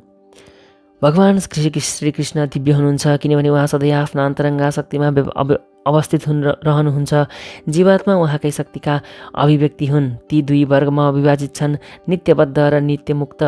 यस्ता जीवहरू असङ्ख्य छन् र ती सबै श्रीकृष्णका मौलिक अंश हुन्। भौतिक शक्ति 24 विभाग वा तत्त्वमा प्रकट हुन्छ। सृष्टि शाश्वत समयद्वारा प्रभावित हुन्छ र बहिरङ्ग शक्तिद्वारा यसको सृजना संहार हुन्छ। यो विश्व ब्रह्माण्ड बारम्बार प्रकट हुने र प्रकट हुने अर्थात् दृश्य र अदृश्य हुने गर्दछ। भगवद्गीतामा 5वटा प्रमुख विषयवस्तुको चर्चा गरिएको छ। ती हुन् भगवान, भौतिक प्रकृति, जीव, शाश्वत काल र सबै प्रकारका कर्म। यी सबै भगवान श्रीकृष्णमा निर्भर छन्। परम सत्य सम्बन्धी सम्पूर्ण धारणाहरू, निराकार ब्रह्म, अन्तर्यामी परमात्मा र अरू दिव्य अनुभूतिहरू भगवानका ज्ञानका श्रेणीमा अन्तर्निहित छन्। सतही रूपमा हेर्दा भगवान, जीव, प्रकृति र काल भिन्दा जस्ता लाग्दछन्, तर कुनै पनि वस्तु ब्रह्मदेखि भिन्न छैनन्। यति हुँदाहुँदै पनि ब्रह्म सधैँ सम्पूर्ण वस्तुहरूदेखि भिन्न हुनुहुन्छ। भगवान श्री चैतन्य महाप्रभुको दर्शनको नाम हो अचिन्त्य भेदाभेद। यो दर्शनको पद्धति परम सत्यको पूर्ण ज्ञानबाट निर्मित छ। जीव आफ्नो मूल अवस्थामा शुद्ध आत्मा हो, परमात्माको एउटा परमाणु अंश जस्तो हो। यसरी भगवान श्रीकृष्णलाई सूर्यलाई तुलना गर्न सकिन्छ र जीवलाई सूर्यको प्रकाशसँग, किनभने जीवात्माहरू श्रीकृष्णका तटस्थ शक्ति हुन्। त्यसैले भौतिक शक्ति वा आध्यात्मिक शक्तिका सम्पर्कमा हुने प्रवृत्ति तिनीहरूमा हुन्छ। अर्को शब्दमा भन्दा जीव भगवानका 2वटा शक्तिका बीचमा अवस्थित छ। उसको सम्बन्ध भगवानको पराशक्तिसँग पनि भएकोले उसमा आंशिक स्वतन्त्रता हुन्छ। यही स्वतन्त्रताको सदुपयोग गरेर ऊ श्रीकृष्णको प्रत्यक्ष आदेशअनुसार अन्तर्गत पर्दछ। यसरी जीवले आह्लाद दिने शक्ति अन्तर्गत आफ्नो